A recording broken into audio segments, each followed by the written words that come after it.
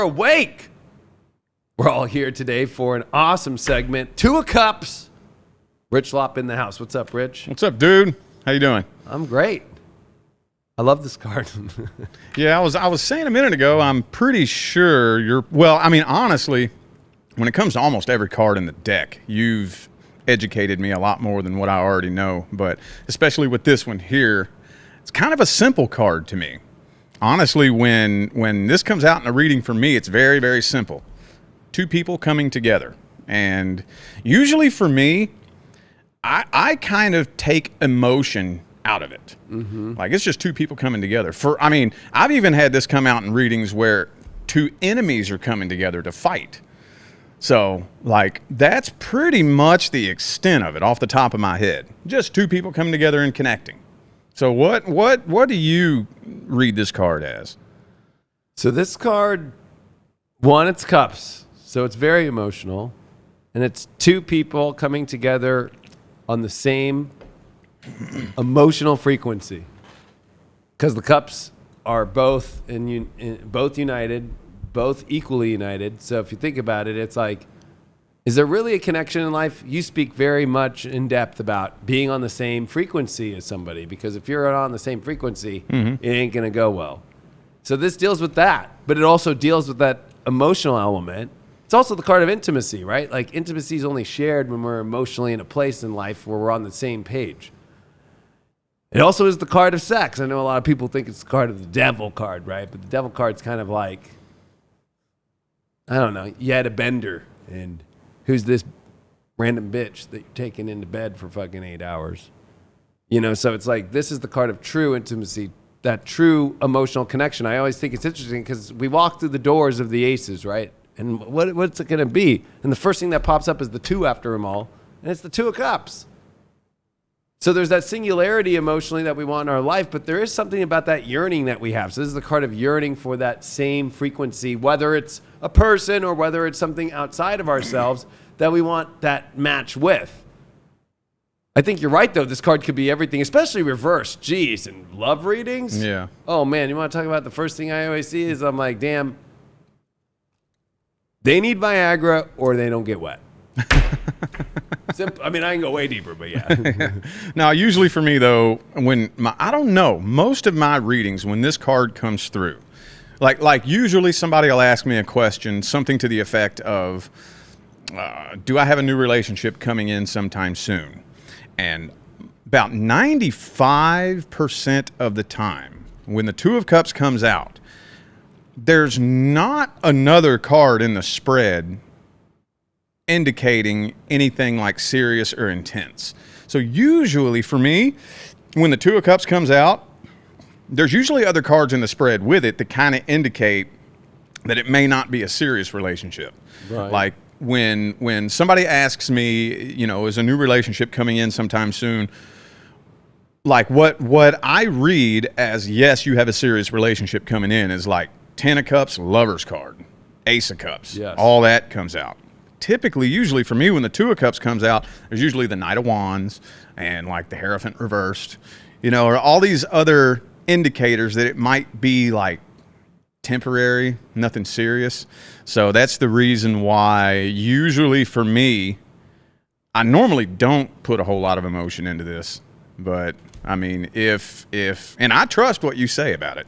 So, I mean, you've educated me a lot. Even though I'm a professional tarot card reader, I've learned a lot more from the tarot sitting here doing this show with you than, you know, from my whole career. So, well, think about it, though. I think that you actually have really good points with it. It's a card where it's like, how many people in life has it felt good? The frequency feels like it matches. The connection's great. Friend, lover, a job, a situation. That don't mean it's going to stay that way.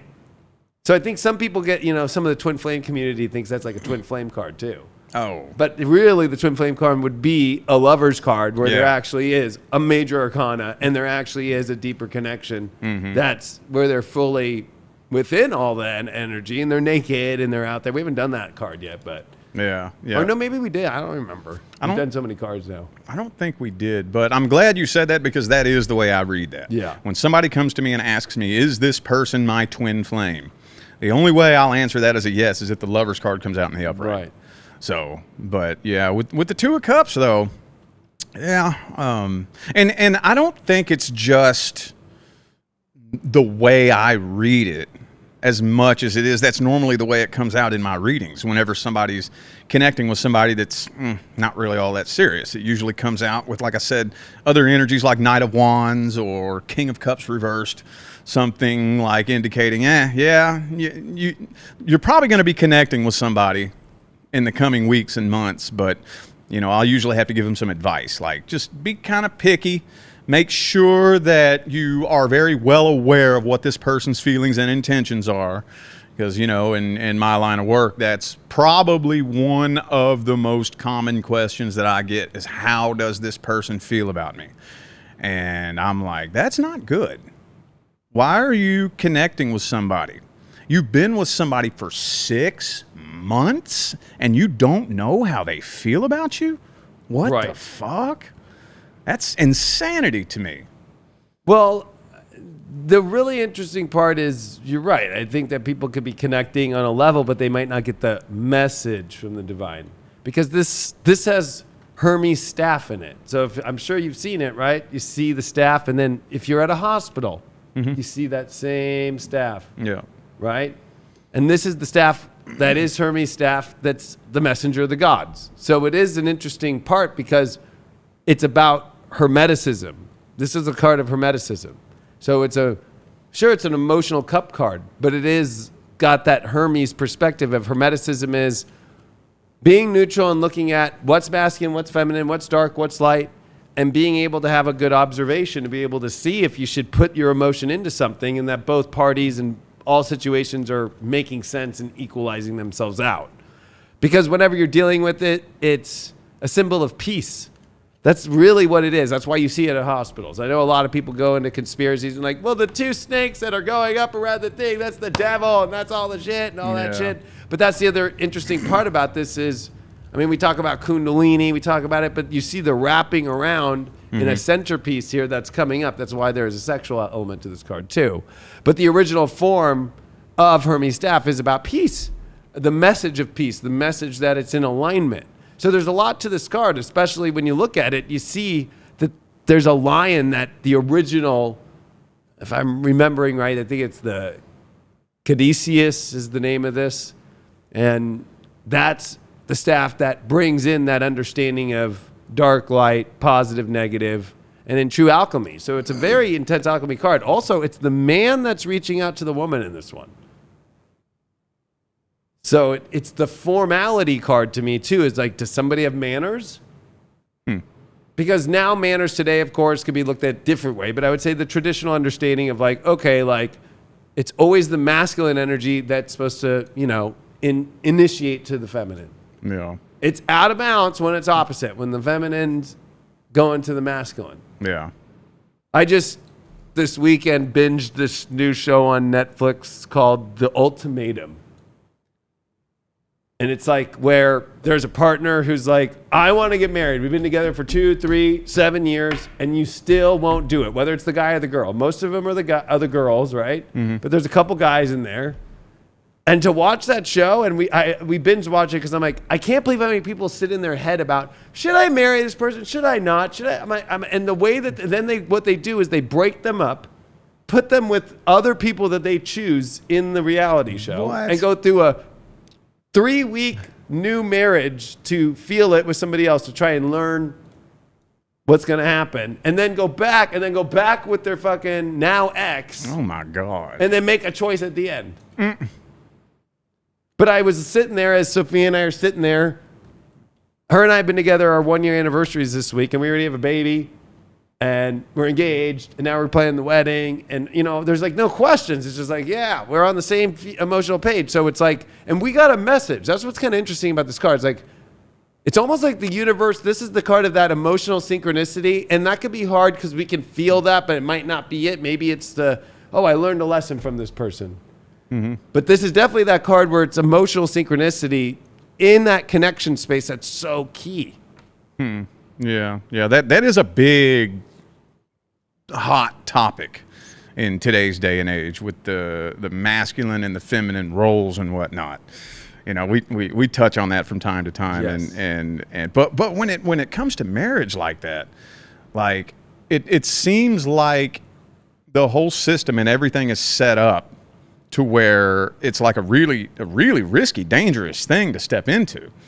That's the reason why if you are going to step into marriage, going back to what I was saying a minute ago about how like there's people who are in relationships right now and they don't even know how the person feels about them. They got to pay me to find out. Right. Like, this is the person you want to marry? People don't understand that the goal is not to just be married and have a wedding.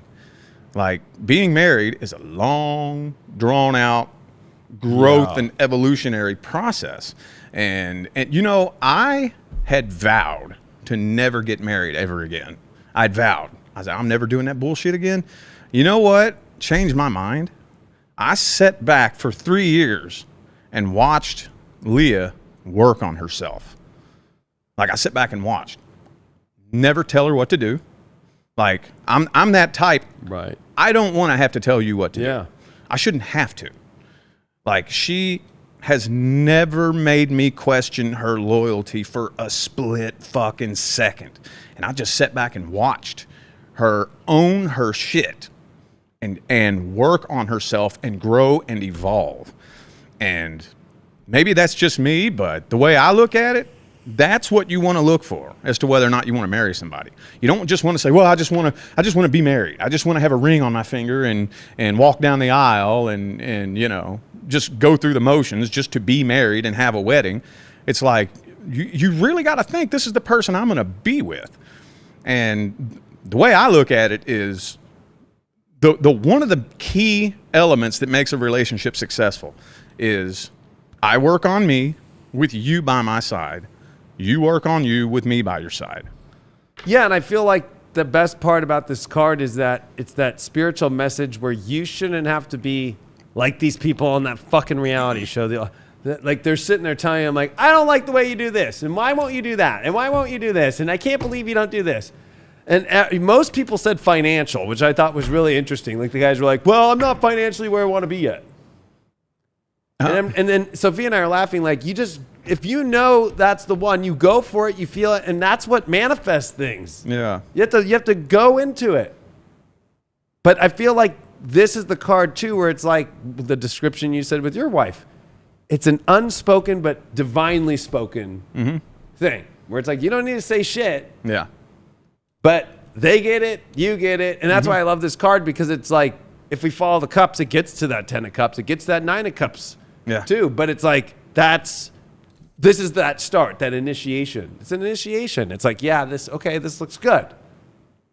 And the real things that work in life that are going to get to those beautiful places are always the things where we have that understanding without having to say it. Mm-hmm. Yeah. That's why I like this card, because it's like, okay, there's an understanding. We don't have to say it. We get it. And it naturally works. There is no, okay, here's my 15-point plan with you. You know what I mean? Mm-hmm. I watched that on that Ultimatum show, and Sophia and I were laughing at every single one. Yeah. Or it's a good card of emotional communication, being able to speak your emotions, be vulnerable. Because that was the other thing I saw on the show, was like there was this one dude that he'd been with his high school sweetheart for 7 years. But the whole show, they tease you of like, what is he? He's like, I haven't revealed to her thing. So I'm like, is he gay? Is he this? Da, da, da, da. Boom, he came out that he cuts himself, at the end of the show. Oh, like, shit. Oh, shit, right? So he's never been able to open up emotionally to her. Oh. Wow. Well, and then do you think... I couldn't believe the scene either. It's like this fool's coming out saying he cuts himself, he hurts himself, he used to beat himself up, like when he was younger, and then it moved to cutting. And then that's his way to try and keep her. So when this card's reversed, this is emotional manipulation and making synchronicities up. Yeah. And then in this community, woo! I know a guy who tried to get Sophia, who literally set his alarm to like 11:11. Oh, shit. To then text it all the time. Oh, my God. Yeah. That's this shit. Manipulation, yeah. That's funny because I've never really looked at the Two of Cups reverse as emotional manipulation, but that does make sense, though. Using synchronicities Yeah. or whatever like that. Like, Yeah. you know what I mean? Like, oh, God, But your it's- hair's the color of my fucking tire. But it's like, what's the long-term goal in that? What's the long-term goal? I try to make you think something spiritual, and then I manipulate you to get what I want out of you, and then what? Like, what's the long-term plan there? Are you just trying to get a piece of ass or something? Or do you actually have a long-term plan? What do you think the consequences of those actions are going to be? That's the stupidest fucking thing I've It's ever like a heard. prize. You know, and especially with social media today, that's the scary part is people like, you said earlier, people just want to have the marriage, or maybe a woman wants the ring, or maybe a guy wants the prize Yeah. to look good on social media, to be like, well, hey, I'm somebody because I got in a relationship, which Yeah. that doesn't do shit. And people can feel when it's natural and it's beautiful. You can see when it's fake. You can see when it, so that this to me, when it's reversed too, is like that fake, oh no, you all just fucking, you know, fucked and, you know, are trying to make it something. Mm-hmm. And that's where it's like, to me, it's like overreaching, trying to go beyond that natural Yeah. connection, right? And I see that I've been in that before, where it's like, man, let me try this. Like, you know, oh my gosh. And a lot of people on that show, there was a guy, he had been with this girl. She didn't want to be married.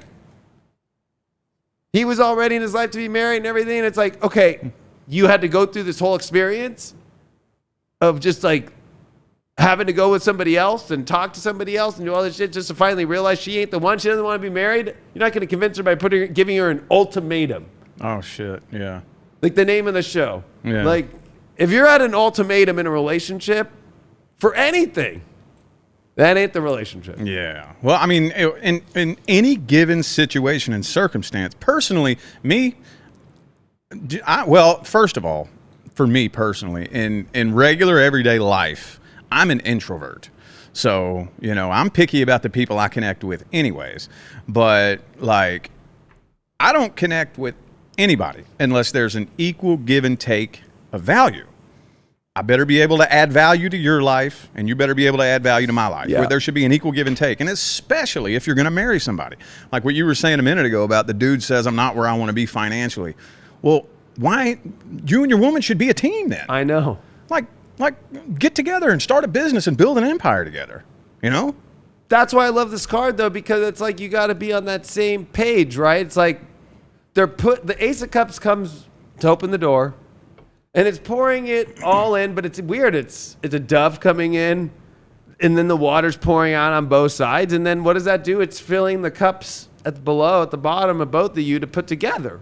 But we're in a world now where, from the woman's point of view, one girl was like, well, I want to live in the city, and I just like going out to dinners and da-da-da-da, and I'm like, this bitch just needs to go be single. Yeah. Like the guy wants to go get a house and start a family and all this, and she just wants to go in the city. I'm like, this bitch fucking is just using this show to fucking get her OnlyFans going, and then fucking some fucking, you know, dude's gonna see her and be like, oh fuck yeah, I think you're so hot, fucking da-da-da-da, and just shower her with like a new car, you know what I mean, or whatever. Yeah. And Like, I know Bob Barker just died, you know, but like, you know, a new car, fucking the price is right. That goes back to what I was saying a couple episodes ago. When I say personally, I don't want a woman that's inexperienced, and that's the reason why. Because she ain't been around the block enough times. Right. She ain't seen enough of what's out there to be like, you know Yes. what? I'm not missing anything. You know? No. Like, to me, I think it's especially in the dating community and in the manosphere, I have a very unpopular opinion. I don't want a virgin. Fuck that. They're going to get bored. It doesn't matter. You could be a multi-millionaire, give her the world. Eventually, she's going to be like, what else is out there? What else is out there? Right. You know, you always hear like the fairy tale stories about the princess that's trapped in the tower in the castle, and she's lonely. She wants to know what's out there in the world. I know. So that a woman like that's the problem. I don't think she's been around the block enough times. No. Just take a few more trips around the block. You ain't missing out on nothing out there. I think that you hit the nail on the head because, one, that's why this card has to deal with that deeper emotional sexual connection, too. And that's something that if you can't do. So one of the girls, too, was like, well, yeah. So it goes deeper in the show, the girl that wants to live in the city. And then her sister comes to talk to them, and she's like, well, she's never been wet before in her life, so she has a sexual block. What? And I'm just like on the show like, okay, now you're really getting to the real shit, which I feel like this card quickly getting vulnerable to the real shit is important to see where things are with vulnerability and emotion. But the chick's blocked, right? And so the guy's like, well, I've tried everything. I have her try to go on top, and I try to have her do, right? So he's like talking about all the things. And the sister's actually like on the team of the dude. Like he's trying everything, but you're not opening up, right? So this is a card where I feel like too, it's easy to see, like, is somebody really open? And I loved when we were just talking about just like people just need experience, but there's also this like ego attachment to becoming this identity, which it's okay. But I remember when I lived in Hollywood, I was like, I'm going to live in Hollywood forever. And then I was trying to find love, and guess what? Nobody wanted to go live in Hollywood. Yeah. And then the Hollywood people, I've said it before in the past, but I don't think on this show, but in Hollywood, I was on Tinder right when it came out. It was the craziest thing because in Hollywood, you all live right next to each other. So it's like, I put it 1 mile out, thousands of matches, right? So I walk around the corner. Okay, it's fucking crazy. In Hollywood, you just walk on Hollywood Boulevard. Yeah, let's go meet here, whatever. Every chick, I'm not kidding, every chick said, I like you. You're great.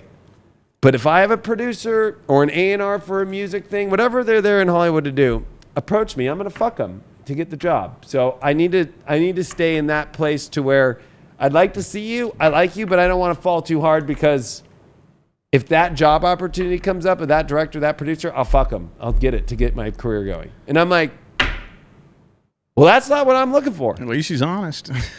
Correct. So that's what this moment can be. Okay, we're on the same emotional page doesn't mean it's the best page. Yeah. At least it was honest to make me go, that's not what I'm really looking for in my life because I work on my own and I'm going to make my own way. And I'm looking for somebody who can feel that way too about their life, that they don't need to fuck somebody in order to get anything. Yeah. And I was never mean about it, but, I understood it though too. Like, Hollywood's a hard place, especially for a woman. And look at what happened with the Weinstein situation and shit. That was after that was during the Weinstein stuff. But it was still interesting to see that that's how a lot of women in Hollywood were thinking. Yeah. And I was like, damn. Seems like in today's day and age, though, that's like the thing. What was that one, some dude, I forget his name, who married a porn star and then had her fuck some dude? Did you hear about this? Adam 22 or something like that. Married a chick that does porno and then had her go fuck some dude for her first male scene. And then is like offering his wife to other people. And I think that's like the thing that they're pushing for nowadays, where it's like, okay, I mean, if that's how you roll, but what's the fucking point? What's the point? What are we in a relationship for then? Like that to me sounds like the epitome of needy emotional codependency. It's voyeurism. Yeah, but like what I don't understand is what's the point of it though? Because like I've always been the type, I've gone in and out of wanting to be monogamous and wanting to be a fuckboy. And whenever I'm on my fuckboy shit, I'm fucking all the way real about it.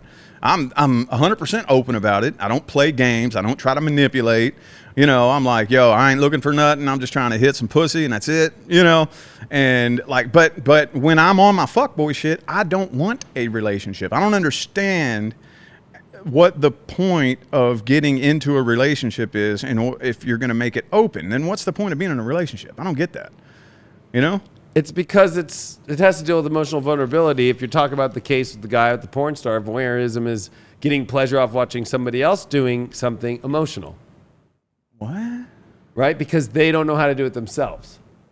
It's like, I don't want to get involved with the emotional stuff. Right? So voyeurism is like watching, like that's what people do. Watching porn is voyeurism itself.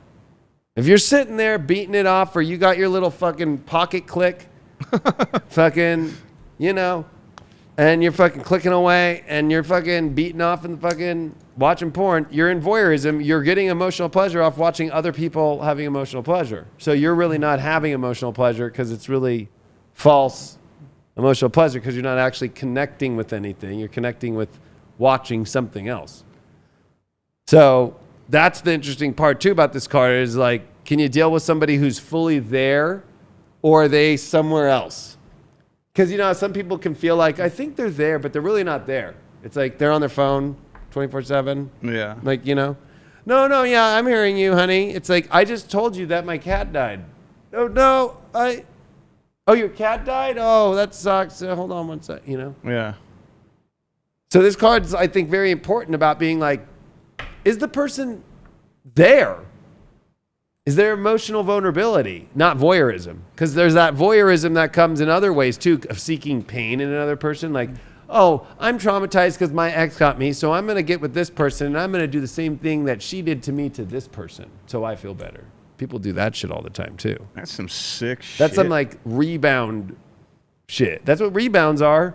Yeah. Usually a rebound is going to treat you the same way that they got treated. Yeah. Yeah, well, I mean, that I have to explain that to clients all the time when I say like frequency attracts like frequency. That's always the example I use. And I think I may have talked about this on a show a couple of months ago, where the example I use is, imagine you have two people and they're both in relationships. One lives in LA, one lives in New York. They both get cheated on and left for somebody else. So they're both on the same frequency, heartbroken, betrayed, you know, all that good shit. And the person from New York flies to LA. They both vibrate at the same frequency. They both come together. But person A, the way they respond to that pain is by saying, I could never do that to somebody. I would not be able to live with myself if I was responsible for making somebody feel the way I feel. Person B says what you just said. Oh, that's how it is then? All right, well, fuck it. I'm going to make this person feel the way I feel. Like frequency attracts like frequency, you know? And that's where it gets real sick and dark and cryptic. That's the reason why I try to make it as simple as possible to my audience. That's why I say there's always three things that I say you should look out for whenever you connect with somebody. Do I know how this person feels about me? Do I know what their intentions are? And do I know for a fact that I can trust them? Yep. It may sound simple and corny and cheesy, but if I argue that if every person on this planet would stand on that and stand rigid in that, and if I'm dating somebody and talking to them, after a month, 2 months, if I'm scratching my head trying to figure out how you feel about me, I don't think you're the person the universe picked for me. Right. I think it's that simple. Would you agree with that? I'd agree. I like your way of putting trust as third. I think a lot of people put trust first, where it's like, I trust this person. Well, yeah, you trust them that they're going to take your money, or, you know, like trust can go in any way. You know, like we can put out that energy of trust, and the universe is like, well, I showed you can trust them to do this or do that. Yeah. But I think that understanding one and that emotional communication, where one of the other things that really got me about this show that reminded me of this stupid thing I see so much in clients and in this humanity, is like, well, me and my person, you know, we're on this show because of this, and then they go talk to the other person that they decide to go do a mock new marriage with, and they're like, you know what? We both had homes with families, so that's where. So it's like, okay, you're connecting off. I can understand that, but at the same time, it becomes the voyeurism of, I'm getting pleasure that you had a home with a family, and so did I. Does that mean that we're a great match? Maybe. But it's like you're connecting off things that are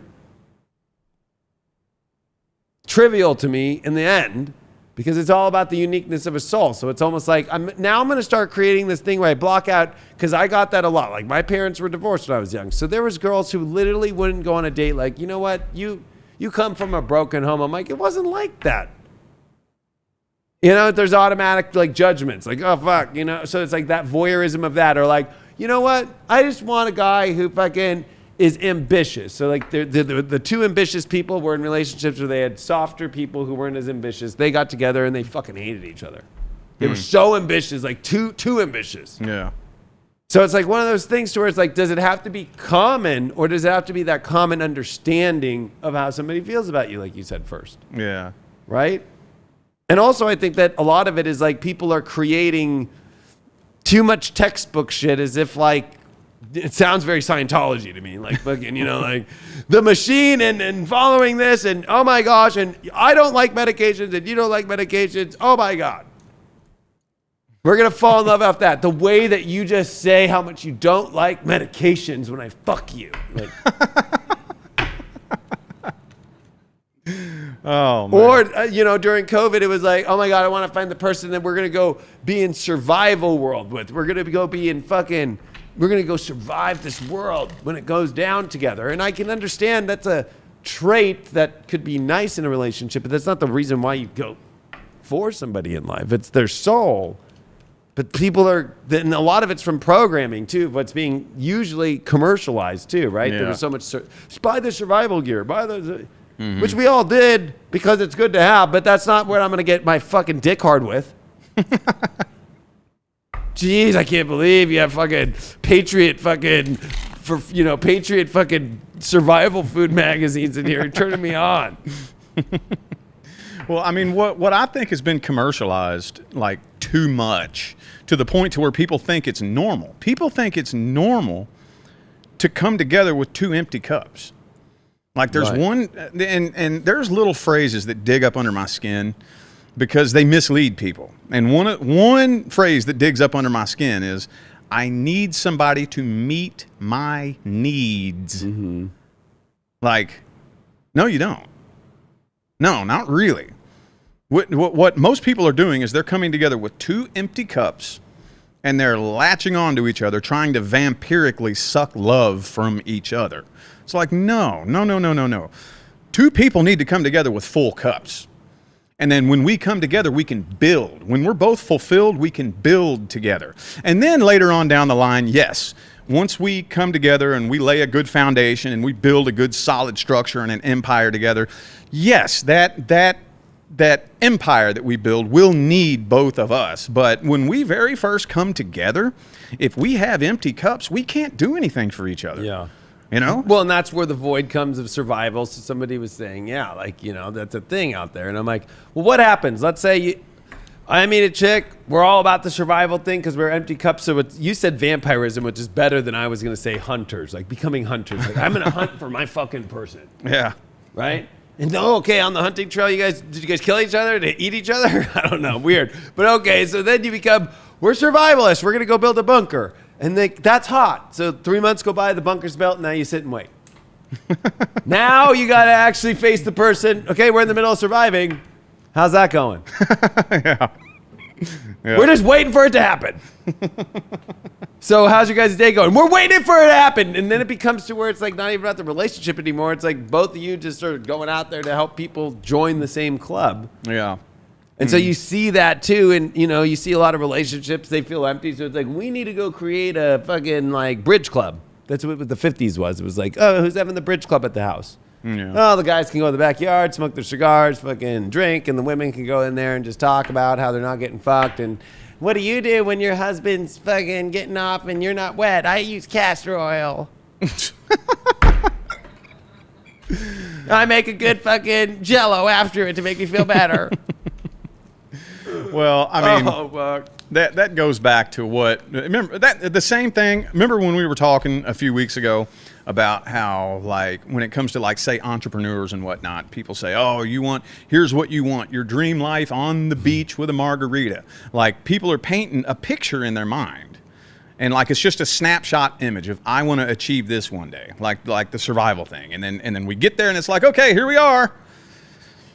Okay, now what? The same thing with the margarita at the beach. You go to the beach, get your margarita, and it's like, okay, here I am now. All right, now what? I know. Like, relationships and marriages and whatnot is a process. It's a journey. Yes. It's not just that image of you walking down the aisle and putting the ring on their finger and whatnot. Yeah, that's a good little part of it, but there's a whole big, long growth and evolutionary process together that's going to have ups and downs and challenges and problems.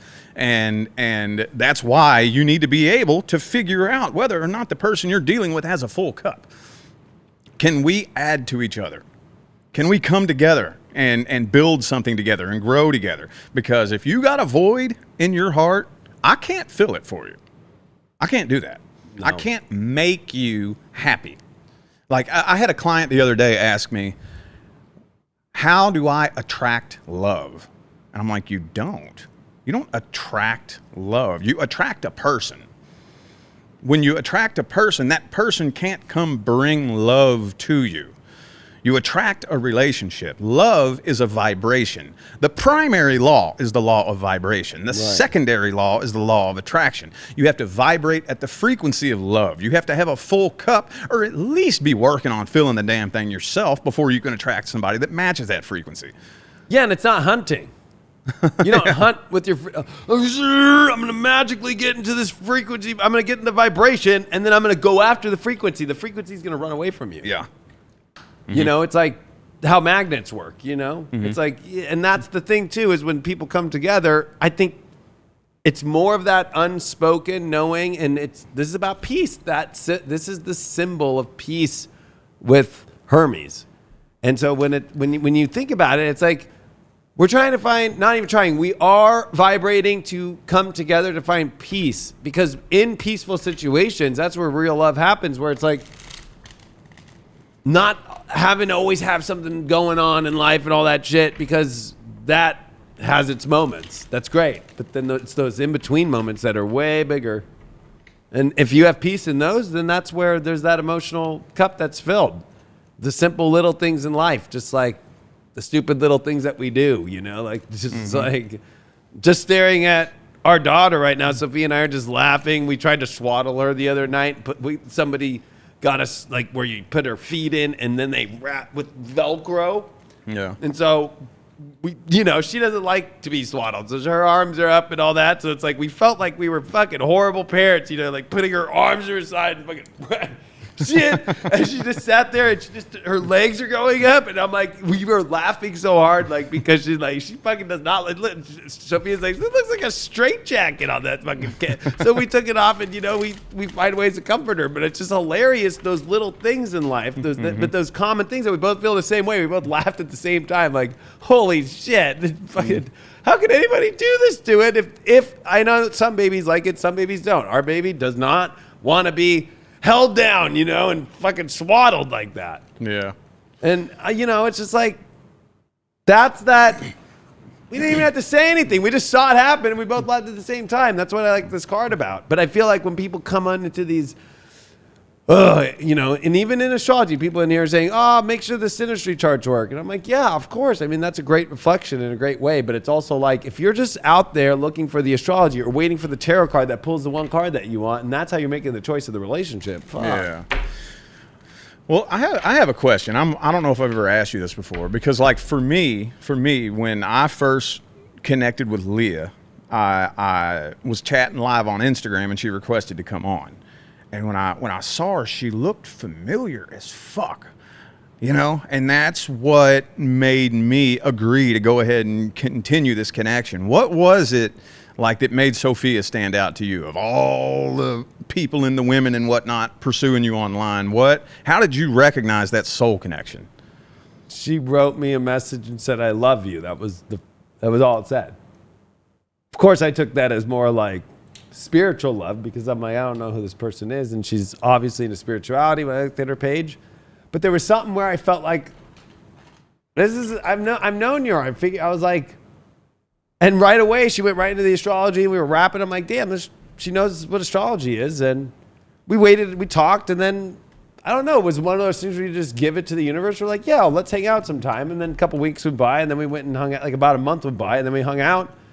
And right away, when it was in the middle of stupid COVID where everybody was like so afraid and they wouldn't go out past 10 p.m.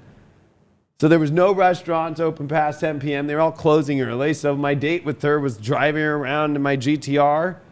And I remember looking over at her after we were talking and laughing, and I looked into her eyes and I'm just like, this is the one. She's it.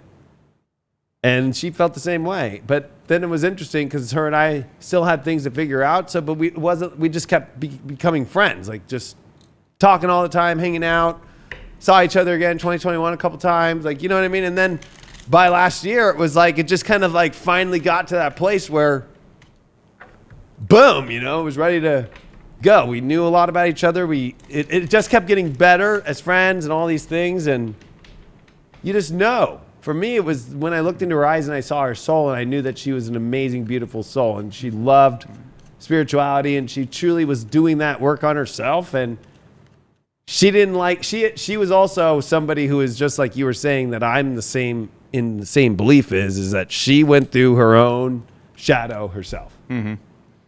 She went and explored her shadow herself, where I went and did that in my life too. Yeah. So it's like, I don't trust anybody in my life who really hasn't gone through their shadow, because I'm like, you know, you might want to still see what else is out there in other ways. Yeah. Well, you know, or, you know, she's a survival person on her own. She went out on her own. She had her own curiosity of the world. So at least I got to meet her after she had been through so much of her own curiosities, to where she felt like, this isn't what I want to be. She had made it to that place where I was in LA and Hollywood area, where it's just like, and in the entertainment industry, we were just like, yeah, this place is pretty empty. Yeah. Well, I mean, the main reason that I ask is because, like, I feel this responsibility with the position that I'm in, you know, to reach an audience on the internet who are broken people, who are lost, they're hurt, and all they want is to find their fucking person. And I think it should be a simple thing to do. I don't think connecting with your person should be that complicated and difficult. So, like, I feel this responsibility. I need to figure out how to be able to explain it in a simple way. Because, I mean, if you go to YouTube right now and type in how to attract your life partner, you'll probably see hundreds of thousands of videos popping up with people who you know, say the most cliche, corny bullshit renditions of this and that, and they make it real complicated and complex and convoluted, and half of it is just a bunch of bullshit. So I feel the responsibility. I want to be at least a voice that starts the movement that can explain and make it easy to understand how to attract your person. Like, how do you know? Because everybody always says, when you meet your person, you'll know. I'm not 100% sure if I agree with that, you know, because it's like, well, I thought I knew the last time and the time before that. But I think that there are some things that you will know. You may not know that's your person per se, but like, that's why I came up with the 3 things, you know, like, in trust. Do I know how you feel about me? Do I know what your intentions are? And do I know I can trust you? Like, when it came to you and Sophia, were you, because like with me and Leah, like, she didn't even have to tell me how she felt about me. I knew it. Right. Like, and when I say trust, like, you ever date somebody and like you ask them, so what'd you do this weekend? Oh, I went over to my friend's house and then we sit and watch Netflix or something. And you just feel that feeling where it's like, you're hiding something. You're leaving something out. You're hiding something. There's something else in there. But like when it's your person, like, I know you're telling me the truth. It's full vulnerability. Yeah, I know you're telling me the truth. I don't even, like, if I see you sitting over there in the corner by yourself, pecking at your phone like this, I know you're not talking to somebody you shouldn't be. If I say, who are you talking to? Oh, this is my mom. I know you're telling me the truth. Like, there's just that inner knowing of that loyalty. Was that present between the two of you? Yeah, I mean, her and I were dating other people too. Like, she was in a couple of relationships in 2021. I wasn't in relationships, but I was dating a little bit. But we'd be honest with each other, and then she would be telling me like, yeah, I don't know, this guy's fucking, you know what I mean? Like, it wasn't like she was making up some story. She's just like, yeah, you know, like, this dude's, what do you think about this dude?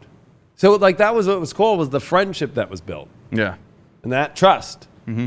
But that was the other thing, was I knew without her having to say that we were going to be together. And it was weird because she I'll never show it to anybody because she won't let me show it to anybody. But I have it because she actually was nice enough to send it to me just for myself to always have, because it blew my mind. In 2021, she was going to make a Snapchat video. It was late at night. She got off work and she was going to snap to the world. She's like, you know, me and Leo King have this amazing connection and I'm going to have his babies. Now, I never got to see that. She didn't even show it to me until she found out. And we of course planned to have our child. So after we conceived and after she got the pregnancy test and we were already in a relationship and we were engaged, Then she showed me that video. I was like, you got to be fucking kidding me. I need that video. She's like, you can't show it anywhere. It's so embarrassing. I'm like, I don't care. I just need it for me just to be like, I knew the whole time. You knew. You didn't put it out. And you never said that. Yeah. But you knew it. And I knew it. And then here it is and it's happened. Yeah. That's a true story. Yeah. Well, check this out. Here's a weird one. Not too long. Let's see. When was it? 2020 or 2021? Leah's grandma passed away. And when we were at her house, like cleaning up and, cleaning the house out and whatnot, we found this notebook where her grandmother wrote down that she was real into spirituality and tarot and whatnot. Right. And like 2 weeks after me and Leah met, she even dated it. She said, I asked the oracle, whether or not Rich and Leah were going to be a successful couple. And the card she pulled was wedding. And she wrote that down. That's in a amazing. note. Yeah, and we found it. Like it said wedding. That's crazy. Yeah. But that's the little stuff that I think this card kind of has is like, some people say it's written in the stars, it's written in the divine. It's like, those are the things that are confirmation, right? Like, and it's usually not seen in the moment. It's the unseen. But you know it and you feel it, but that's where it can be a little dangerous for people where it's like, especially if you haven't met someone and you're already, you're voyeuring, you're in voyeurism over their online profile or something, and you've never met them. Yeah. Right? And then you're already feeling like they're the one or whatever. And until you guys have met and are on the same page, and there can't be creepy. There's something about this card where it's like, it does not feel creepy. Yeah. That was the other thing with Sophia. It's like the last part or the last farthest away from feeling creepy. Yeah. Anything that feels weird or creepy, that's already a sign like, get the fuck, it's not going to work. Because there's always creepiness. Some people have other agendas or plans that they want to bring in. And that's why I feel like people can make up stuff about messaging or getting too lost into, well, I saw this one video, watch this one. If you have to convince somebody, it's not a thing. But I think there's a difference from convincing to speaking things vulnerably to people, and so they actually know where you're at. And if somebody can't do that, because that's your number one thing, you need to know where somebody feels about you. That takes that vulnerability, and that takes that vulnerability on your part first. You have to look at your vulnerability. You can't force somebody to be vulnerable. If you're vulnerable, somebody else is going to be vulnerable, and we do that in a pair in life. Like, the deeper somebody goes vulnerably, the other one matches that vulnerability and goes on that same frequency with you. And that's where it's balanced, normal, and feels good, whether that's high or low frequencies of vulnerability, because there's vulnerability of like high stuff and low stuff. Yeah. Well, one thing that I tell my audience and my clients a lot is that I think one of the most important key ingredients to a successful relationship is your willingness to have uncomfortable conversations. You know, like there's because the work that has to go into a relationship is work on yourself, first of all. But when it's not your actual person, it's not worth it. Like I can remember back when I was dating people that was not my person. Like when it came to opening up and being vulnerable and having an uncomfortable conversation, it wasn't worth it. I would rather swallow it, bury it, deal with it, and defend it with my ego than bring it up to the surface. And like with my wife now, like there has been so much past trauma that I've brought up to the surface and healed and released, and it's uncomfortable. It's not fun. I've opened up to her and admitted things about myself that I wouldn't even admit to myself. Right. But when it's your actual person, it's worth it. It's worth it to do that kind of work, It almost feels unreal, where I feel like anything that felt too real was fake, because it's like just even having our baby and like looking at it, that's a surreal moment. It's like, is this real? Like we made this baby? You kind of have that like, holy shit. It's the same thing in a relationship where it's like, we're actually working on ourselves, having a relationship. It keeps up leveling. It keeps going. It feels unreal. That's how I know. And I know that might sound crazy, but when it feels too real, it's It's fucking Matrix shit. Yeah. It should feel real. I mean, especially if we're talking about divine unions and partnerships, it should feel like you're going into new territory that's unwritten in many ways, and you're going to have to not let those patterns come back into your life. You're going to have to like learn to be like, shit, I'm squashing this pattern. I don't want to put that on my partner. I want to put the best part of myself out, and I'm going to work on myself, and we're going to go through shit together. Yeah. And it's always, okay, move through that next thing. And then you don't expect it to come at some date. Like, well, it should come on Friday, every Friday we do this. Or that's where I feel like it's dangerous, where it's like you have to walk on your fucking toes all the time. And like, all right, every time this happens. Yeah. It's like, there's some things like that in life, but not where it's like, it shouldn't be toxic. I think that's the other cool part about this is like, right away, it shouldn't be an entrance of toxic aspects. Like you've said, really easy. It's like, oh, you just got to have a relationship. So boom. Right? Like, what was the reason why? You know? I feel like this is definitely, though, a card that has divine messaging that is only between you two. You know, where it feels like you both are feeling it the same way. I don't feel like it's, I think it's seen together, opposed to one person sees it and the other person doesn't. Yeah.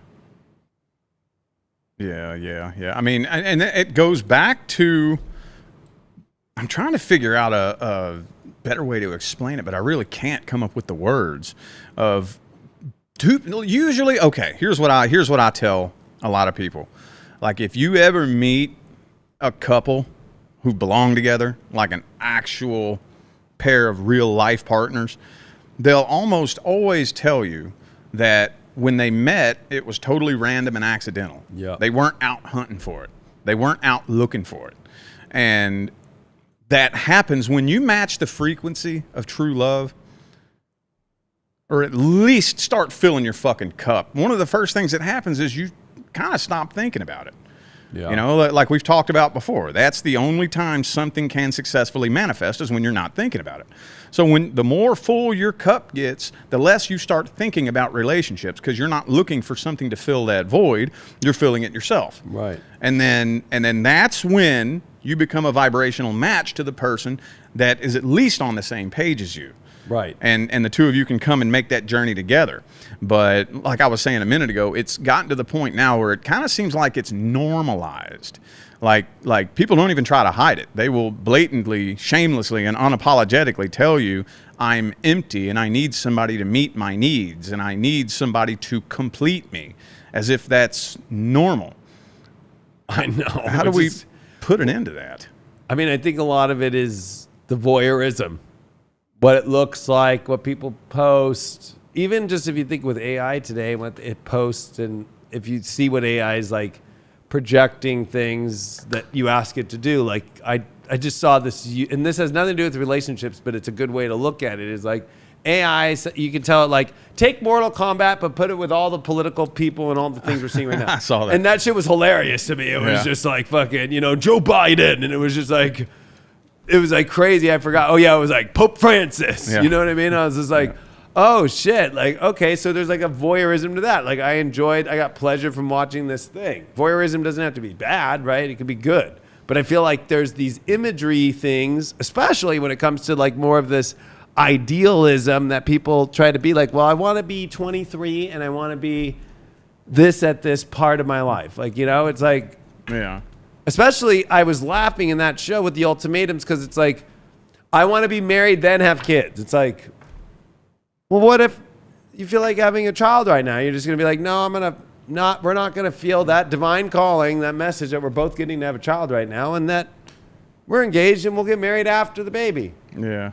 Where I thought that was so interesting that every single one of them was like, before we have kids, we need to be married.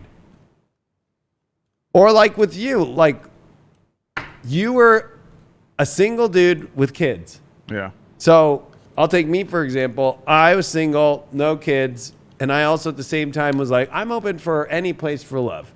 But there was something inside of me that just was like, I'm going to have my own child. I don't think I'm going to be a step parent. And I was open to that. I dated people who had kids, but it wasn't like, it just didn't feel right. Yeah.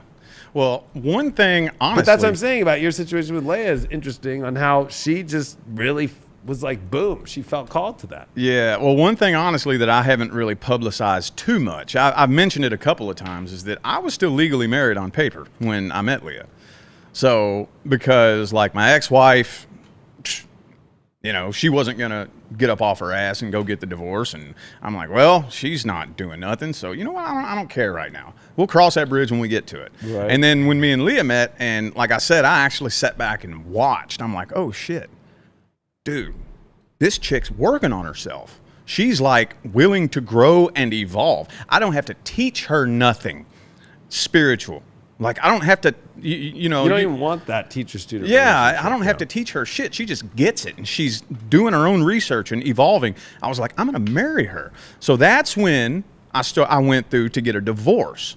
But that was right when the COVID lockdown started happening, and we had to do everything by mail. We had to mail everything, and we'd mail one document and have to wait like 4 months for them to mail it back, and then have something else we got to get notarized and signed or whatever and mail it and wait another like 4 months. So it took, good God, a year and a half, almost 2 years for me to get divorced. And, oh, wow. And then when we went to, when we were planning the wedding at the venue, the funny thing was there was only like 2, maybe 3 dates available for that whole year. And one of those dates was our anniversary date. So we got married on our anniversary date. So the day that we met and were officially a couple for the first time. So like, that's crazy. Yeah, July 9th. That was the day that we met for the first time in Salt Lake City.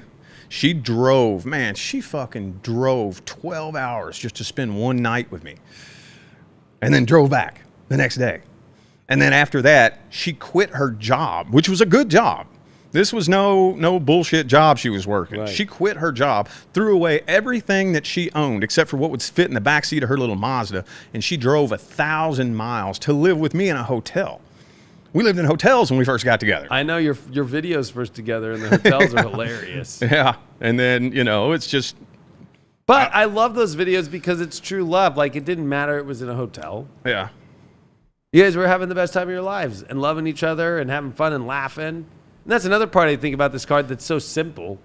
Because I think you're right at the beginning of the assessment of the card. It's a pretty damn simple card. Yes. And everything's pretty simple.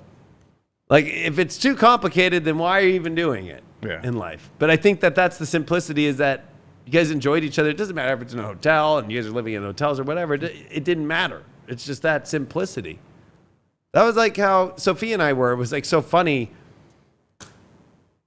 In the middle of COVID, there's no places to go on a date. So like, I'm making up dates as I go with like, okay, we're gonna go take a car ride, and then we're gonna come back here to the studio and we'll look at some astrology, and you know what I mean? Like, and she was so down for that, and I was so down for that. It was like, we didn't have to do the like, well, it has to be at this dinner place first.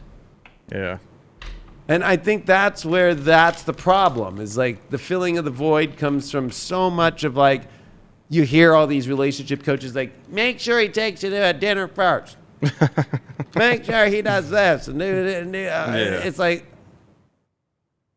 okay, like, I get it. Women want to trust guys or whatever like that. But that's what makes it difficult, I feel, is when it becomes so programmed of what to look like. It's like funneling people through a relationship system, and then they get to the end of it, and they're like, I'm not happy. Yeah. And that's what I noticed in that show, The Ultimatum. It just came on Netflix. I'm like, what the fuck is this? I'm like, Ultimatum? And then you're bringing them on the show, and then you're crying because one of the couples, the chick put the ultimatum on the dude, right? Okay?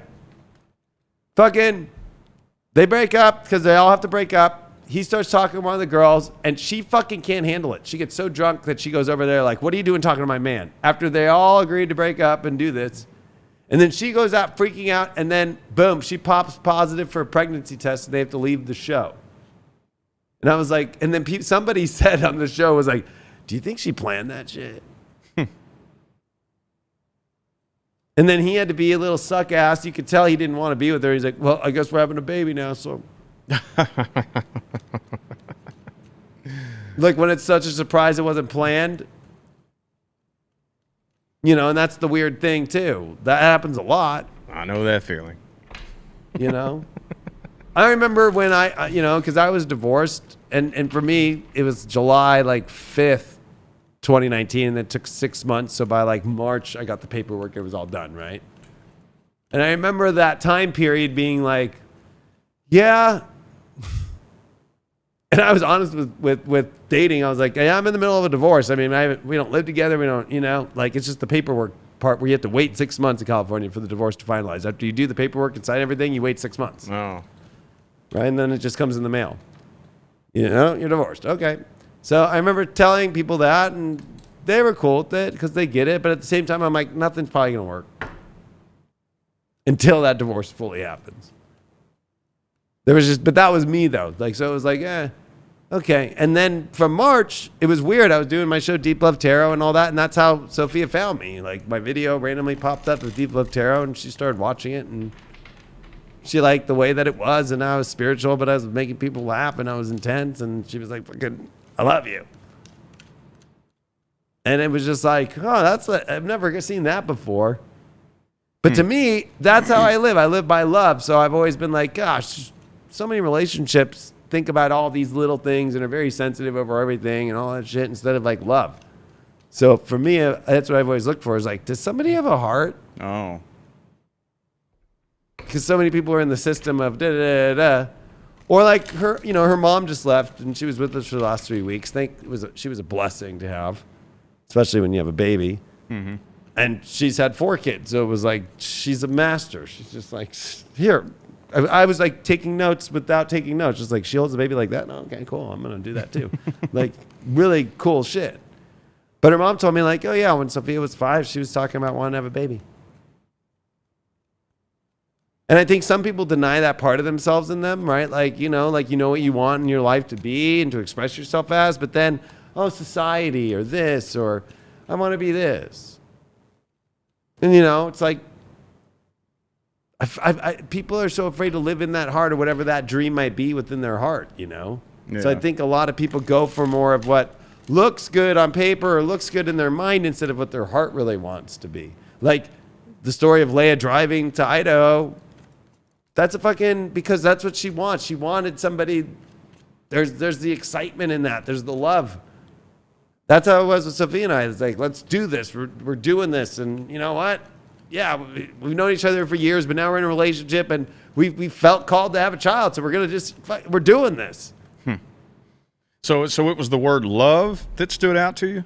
Because like I know that, I don't know about how it is with you, but I know with me, I still to this day have women in my inboxes who have been messaging me every fucking day. But Leah's the one that stood out. And so for you, it was the word love that... Well, it was just the simplicity. Most people write a fucking storybook. Oh. All she had to do was just say, I love you. Mine are like, I'm sure you know.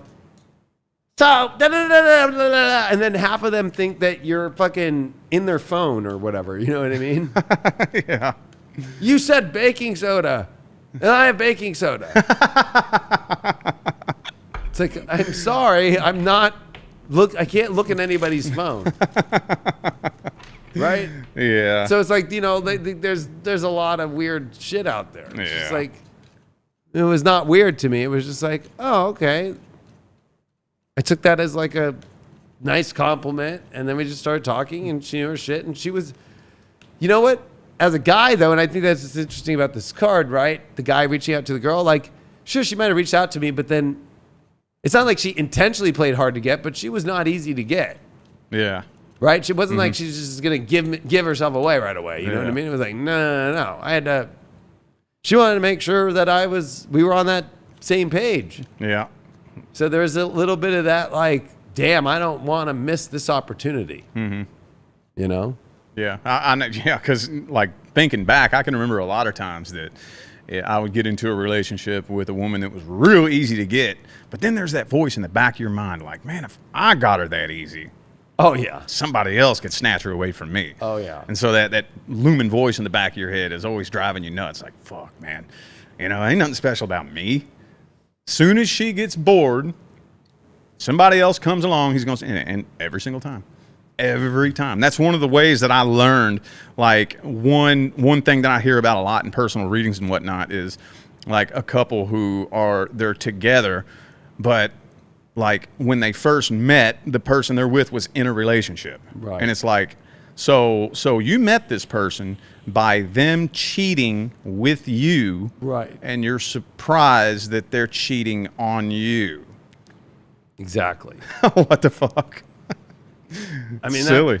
It is silly. It's like, that's the hard part, I feel, though, that people get stuck in a lot of readings, too. Like, I've got this guy. I like him a lot. I know I'm married.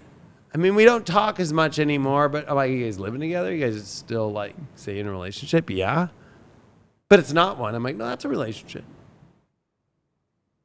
You know, if you're still living with them and you say you're in a relationship, but you guys don't feel like you're in one anymore is different than you still haven't owned up. This is the other part, too, that vulnerability of, like, exiting, too. Like, hey, we're on this frequency, I'm on my frequency, but we're on the same frequency that we don't want to be together. Okay, that's how breakups should be. Yeah. Right? But most people are too afraid of that, too. Like, this doesn't have to be in all the high love stuff. This could be in also the, like, I'm not feeling that we get along great. You know, and it's been so long now, or whatever it might be. I don't know. Okay, we do agree with that. And then that's peace. Relationships, even the breakups, peace is the number one thing. Mm-hmm. So that's what's cool about this card is it's peace entry and peace exit if that so happens to be. If it's anything but, then that you have to look at yourself and be like, am I really in a good vibrational energy to manifest a peaceful situation that turned not peaceful out? That's tough. I don't even know how to go about doing that. I mean, I don't know. I've been in so many different situations that I don't think I did have one peaceful out. I did. But the majority of them wasn't peaceful. But, like, I don't know. I'm the type to where if it's that bad, you know, to where it's time to fucking go. I don't know. I learned the lesson a long time ago that Tinkerbell's not going to come sprinkle pixie dust on my relationship and fix it and make it better.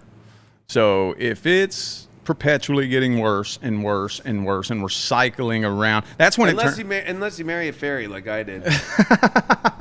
if it's cycling around, that's when it turns toxic. Because having an argument to a degree, you know, as long as it doesn't get nasty and like, you know, domestic violence or anything, but just having like a verbal argument isn't always necessarily intrinsically toxic. It doesn't have to be. I'm talking, I think, more about the closure, the peaceful closure. There could be a lot of crazy shit that happens that causes it to become a breakup, but the peaceful closure, like, you know what? It didn't work. I apologize the way that I was upset with you. They apologized back. Oh, okay. And the peace, like my ex-wife and I, we don't even talk because the closure happened. The peaceful closure happened. Might not have ended well. We both didn't want that outcome, but we don't talk to each other. I don't even know. I don't even know. So you all got closure together? Yeah, because I remember when she filed for the divorce about me and we signed the papers together, we had a peaceful closure and that was it. And we respected each other at the end, and I respected her to go her way, and she respected me to go my way. And it's not like we need to go call each other 10 more times to go reclose the whole fucking thing. Yeah. So I feel like this card can be peaceful closures too. Yeah, yeah. Well, I mean, that's a good thing because that's another big thing that I run into a lot in this line of work is people not having that peaceful closure, and that is what gets a lot of people stuck on the karmic wheel. You know, with unfinished karmic contracts with people, because ideally, to do what you did, that's what we all wish we could do. But unfortunately, that's just not the way that it goes. You don't always get that peaceful closure with people, but it's possible to transmute that energy in your own heart and get your own closure. And that's what I try to teach people how to do. So, yeah, I mean, that wasn't easy. I'm not going to lie. It was fucking the hardest thing ever, right? It was like I was upset that she was divorcing me, and I was bitter. And we did end it peacefully, but there was a time there when I was waiting for the divorce papers where, yeah, I was bitter. But her and I did have that peaceful closure and near once the divorce came, we talked things through and we had that closure. And it was just like, I apologized to her for feeling bitter. Like, it's her life. Like, move on. But that wasn't easy. But I think that's why I'm so lucky to be in such a great, beautiful relationship now, because it's like, if you're still hanging on by the old situation. Yeah. Whoo! Well, let me ask you this. Are you able now to look back on that previous relationship and understand why it went down the way it did, so that you can, like, can you look at your situation now and understand, like, now I see why I went through that? 100%. Because I wouldn't be the person that I am today if I hadn't gone through that experience. Yeah, I actually even said that to Sophia last night. There were some things on that show that I was just like, yep, I know that all too well. You know what I mean? Yeah. And that, and learning that lesson was amazing for both me and my ex. I assume for her too. I mean, God bless her soul and where she's at, because she's probably super happy too. So I feel like that's the best way that it can be. You have to let that be understood of like, oh, okay, that's why this happened. And that's why I'm not going to get personal on it, but that's why those things happen. Yeah. And then you're like, oh. And honestly, to be honest with you, it's like, thank God all those things happen, because this is what brought the best situation I could ever dream for in my life. Yeah. Actually, better than I dreamed of. Yeah, yeah. That's energy transmutation. That's the way it works. And again, there's some very simple principles that we all need to, like, put our foot down on and stand on. And one of them is everything happens for a reason. Now, I know that's like the corniest, cheesiest shit you could say, but it seems like that's something that we all say at least once in our life, until something happens that we don't like. And then everything happens for a reason, goes flying out the window, because we get all wrapped up in our feelings and what I wanted it to be and what it could have been and shoulda, coulda, woulda. But then if we, like, stand on everything happens for a reason, and, like, you just say, all right then, universe, dude, I don't know why you did that, but I'm trusting you did it for some fucking reason. If you can hold on to that, just hold on to that. I don't know what the reason was, but I know the universe is not a fucking moron. So I know there was a reason why this happened. And you can maintain that open heart and that open mind. Like, your higher self and your subconscious mind will get together and create that reason and fucking deliver you blessings beyond your wildest fucking dreams. You know? Yeah, because you have to. I love that you said the universe isn't a moron. You know, because we all go, gosh, I put all this work in the relationships. Well, so did the other person. It's almost like we get kind of blinded into being like, no, look at what I fucking did. Look what I did. Look what I did. Look what I'm doing. Look what I'm doing. Look what I'm doing. It's like, it's not about having you look at what I did. Yeah. Because as we were saying at the beginning of this healthy relationship, you shouldn't have to tell somebody what to do, right? Like, they get to work on themselves, and naturally there's that beautiful connection. It's not, but if you're in that place where it's like, gosh, look what I did, and you don't do this or you don't do that or da da da da, boom. You've already walked into what I would say that's a tower card. You know what I mean? Like, you know, and it's like you can't even accept the star card in your life because you're just still looking at, like, how did it fall? And I built that tower, and I did all these. You know what I mean? Like, you're not going to manifest a new relationship. And you know what? There's so many people who can't just let it be as it is. I don't care how much work you put in. Maybe you think they didn't put in enough. You have to remember, you're not them. And those stories that come out, and I'm a Leo, so trust me, I'm dramatic, you know. There's always the other side of the story, and that person's story. And I think, you know, it's always the person who doesn't have to say much that usually is the one who's probably better and right. Yeah. And, you know, and I'll admit my faults in the past. Like, I was somebody who used to get bitter. But that was the only time I had ever been broken up with in my life. Oh. Right? So it was kind of like an ego hit. Yeah. Right? But it made me look at, like, oh, well, shit. There's a lot of things that I need to work on in my life. And that work was not easy. Never is. But it was really interesting because by the time that Sophia came into my life for the first time, I was fully content with that. And I was just like, okay, like, this is where it's at. And I've done the work. And I was not even focused on any more of that. So extreme, I guess you could say. As far as what, the inner work? the inner work and whatever that relationship's message was. I wasn't still trying to figure it out. Oh, yeah. Yeah. Well, usually from what I've seen, that message, there's no one size fits all for it, but normally it doesn't play itself all the way out until whatever you were meant to learn, like, is in full effect. Like now, here you are, about to be married, have a new baby. Now it's in full effect. You see the fruit of, you know, that whole lesson and everything that basically that sets you on a trajectory to hit a target, and you've hit it.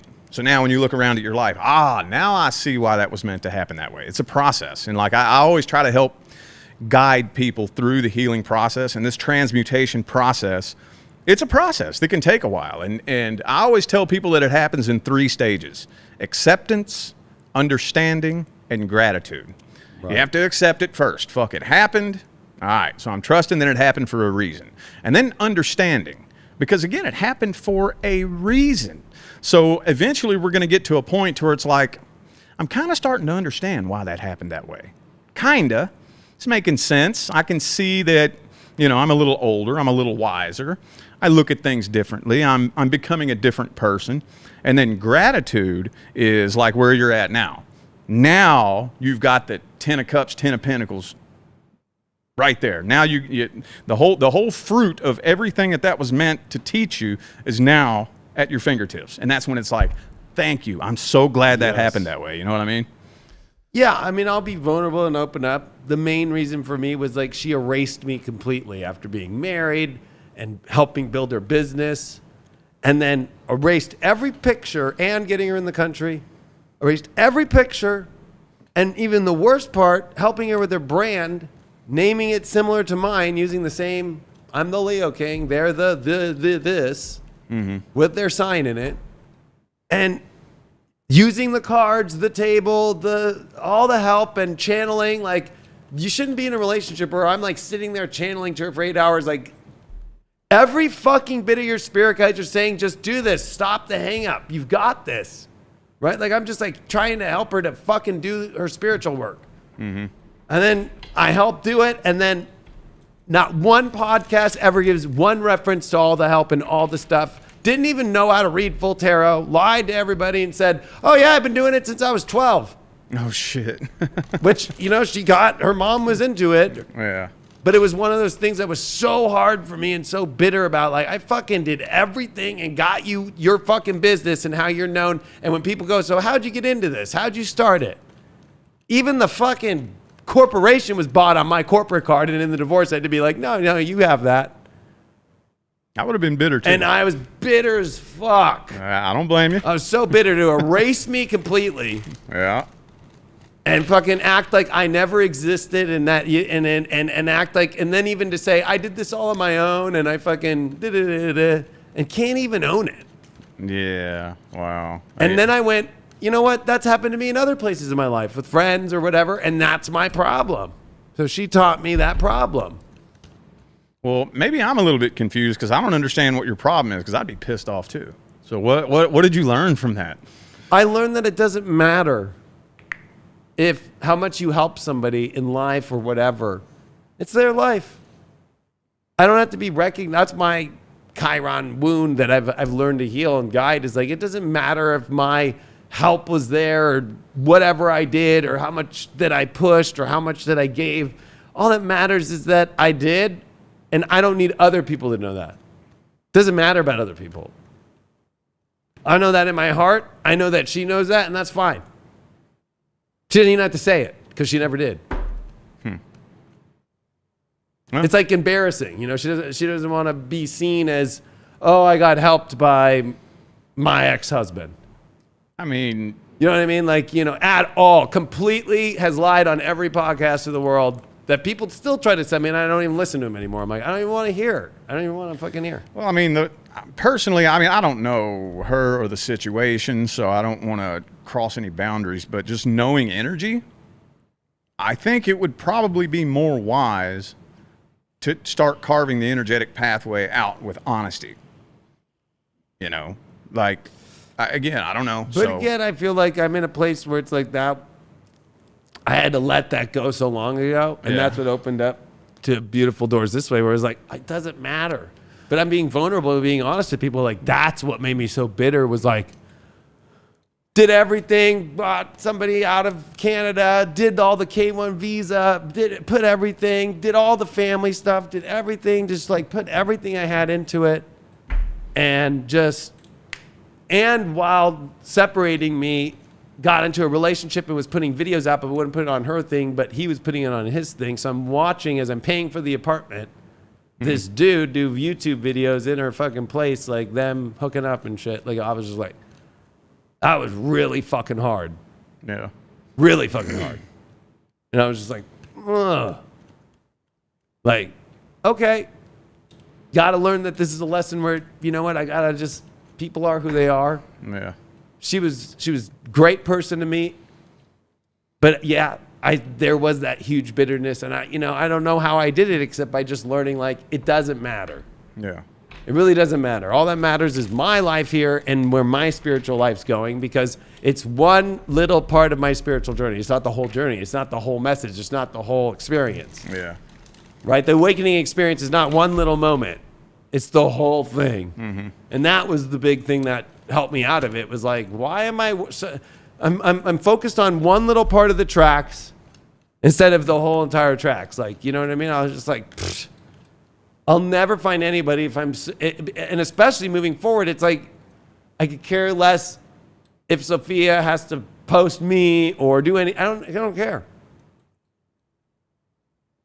Especially because that's my type. I'm somebody to share everybody with who I love. Not everybody's like that. Yeah. Well, and I'm sure for her it was probably like, oh, I don't want other dudes to see, that I was in a marriage. Well, because some people are different. Some people delete their exes. Like, you can go through my Facebook and there's pictures of me and my old relationships and shit. I don't delete the old shit and the memories and shit. It's just like, it's just there. Yeah. Like, and some people get mad at that. But at the same time, like, that was part of my life. Like, I don't know. I can't erase it, especially being a celebrity. Fucking pictures of me and my exes all over on TV or this or that or that. I can't. Yeah. Who am I going to lose myself by, oh my God, I got to call Google. You can't call Google and get shit erased. Yeah. I mean, well, I personally look at it that, I would just rather the truth be out there, like it's much better to like, for example, on that movie 8 Mile. Remember when Eminem's rap battling the dude and he's like, I am white. I am a fucking bum. I do live in a trailer with my mom. Yeah. I already know everything you're going to use against me. Just put the truth out there. That's the reason why I still have them goofy, stupid ass videos of me up on YouTube. Correct. So it's like the truth is out there. Yep. And like this is who I am. This is who I was. I'm a regular ass fucking person. I would rather just be open, honest, and you know who I am than want to hide and put on a fake personality and pretend that I am something that I'm not, because that's a house of cards. Eventually, at some point, that's going to crumble. So it always does, especially once you're having to, that is kind of a new thing I'm now just realizing by you just saying all that, because it is true with you. That's one of the best parts of why I love you as a person, is like, I feel like we're similar in the fact that it's like, yep, this is where it is. Look at it. You can actually watch it. You can see it. And that's what I feel like people try to put the perfect story out. Yeah. And that to me is where I'm like, oh my God, what really happened? Yeah. What really happened? Because now you're rewriting history. Yeah. Yeah. And that's what my ex did. And that was the fucking worst thing to experience. But at the same time, I was like, I'm going to go live my life and continue being who I am, where I'm not like that. Yeah. But then that's what gets in the way. And that's what makes our job so hard in the spiritual community. Being somebody who genuinely wants to help people really awaken, that's what makes our job harder, because we have all these people out here, we talk about it all the time, putting on a fake picture, a fake you Yeah, I know, know. persona and putting out a false story. And then you got these people out here who are lost, looking for guidance, and they see that, and they put all these false expectations on themselves, like, oh my God, I got to be a vegan and glow and float on a cloud, and they because they're following a false image. And that's why I think I want at least this show to put it out there and encourage people to be your true self, to quit putting on this false image, Right? you know, and because the minute we can get people to like fully embody and be okay with themselves and who they are, and be vulnerable and open up like that, that's when people will really start to awaken. Right. Because they're not going to awaken when they're ashamed of who they used to be. They're ashamed of what they've been through. They want to paint out a false picture of who they are to the public.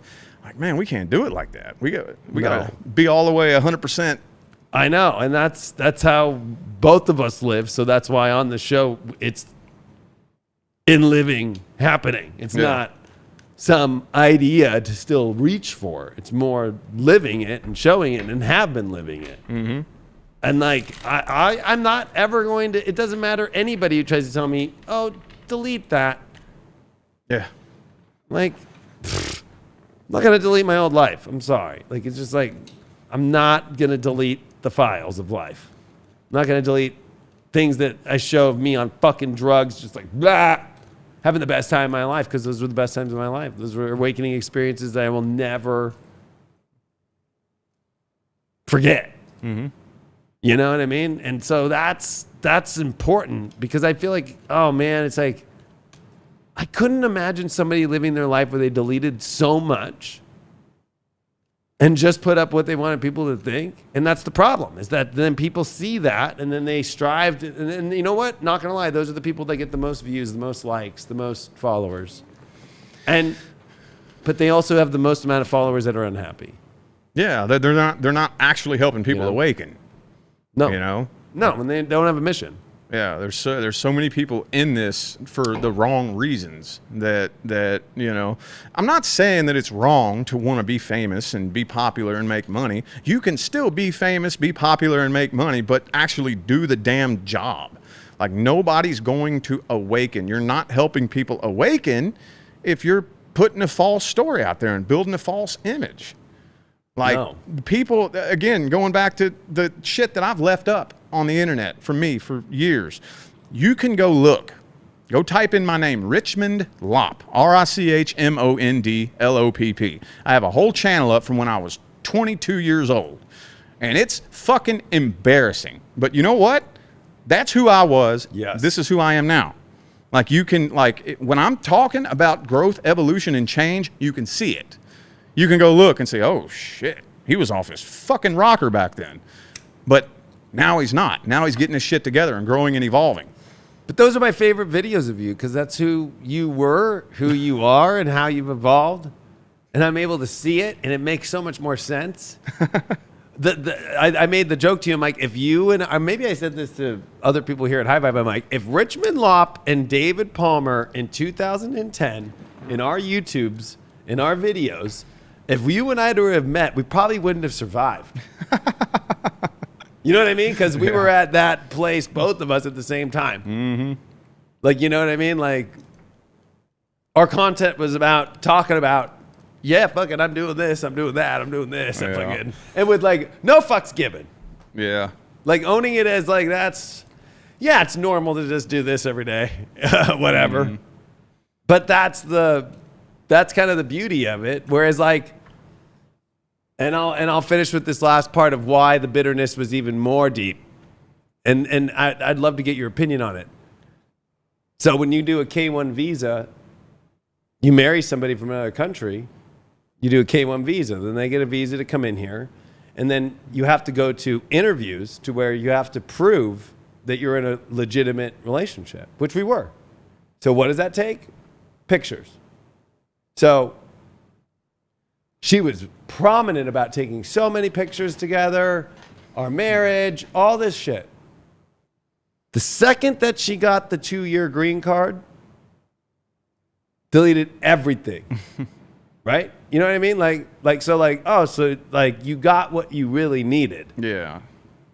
And you know, there's been those stories about Canadians that just find somebody. Yeah. One of her girlfriends who fucking was in our wedding, she didn't have too many people at the wedding. She had less than 10 people. I had 130, 120. Told me that she had been talking to 5 other guys with verified accounts, because I was verified back in the day because I was on TV most of my life. So I was the verified account that was willing to take this on.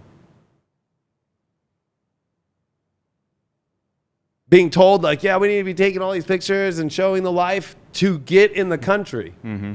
But to the world, that didn't matter to her, just to the government. Yeah. That was the hard part. Of like, wow, like, was I being used for a fucking visa? Well, that's what Like, you know what I mean? Like that. And then stealing the same kind of name and all the business skills and being around the studio and learning it all and being around me doing a video every fucking day. Yeah, that's what would have burned me. I would have been bitter as fuck too, because I don't know if that's what you were about to ask me, but And my cat's in the back.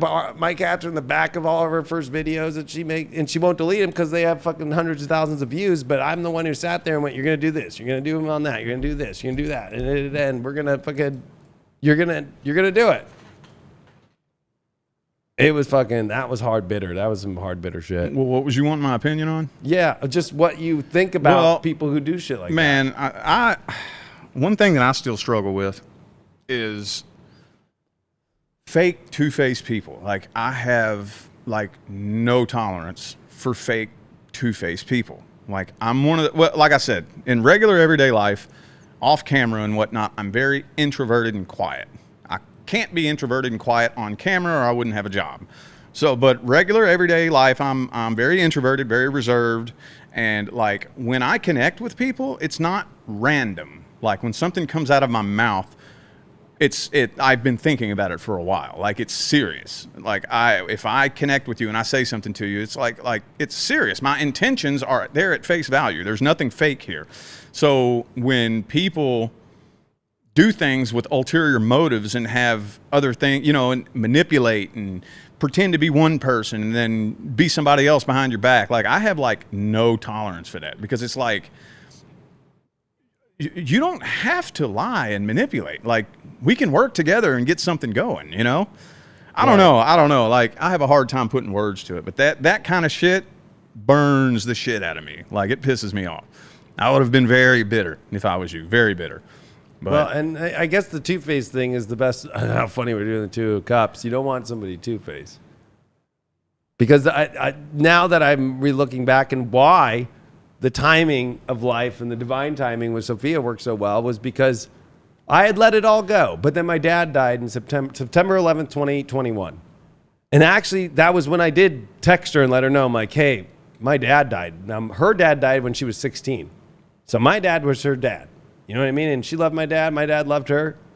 And she fucking didn't have the courage in her to talk. She's like, I'm in a relationship. I'm not allowed to talk to you. I can't talk to you. And that was when I had to be like, oh, wow. Like, okay.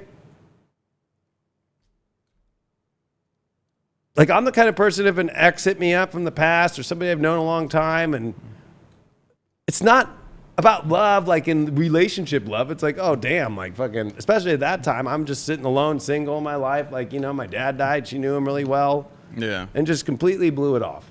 Well, you should be able to be open about that kind of stuff with your partner. Like, Leah and I are very open about that kind of thing. If like an ex was to hit me Correct. up or something like that, I'd show her. I'd be like, look, you know, my ex just wrote me, and you should be able to be cool like that. Sophia's ex hit her up. I'm like, take the call. And he was trying to, the weirdest shit, and I was just laughing. We have so much trust. She doesn't worry about me. I don't worry about her. It's like, Yeah. psh. But that was what was interesting. I'm looking at the timing. Is like, I needed that like nail in the coffin for me of just like, damn, you didn't even care about any of it. Period. I was like, damn, okay. And actually, that was when it was just like, fuck. Yeah. That's the kind of person you are. It got down to that level. Yeah. Like, I was like, yeah. Yeah. Even my family. Then she hadn't followed my whole family. You know what I mean? That's what's supposed to get you in the country. I was like, damn, that's some hardcore shit.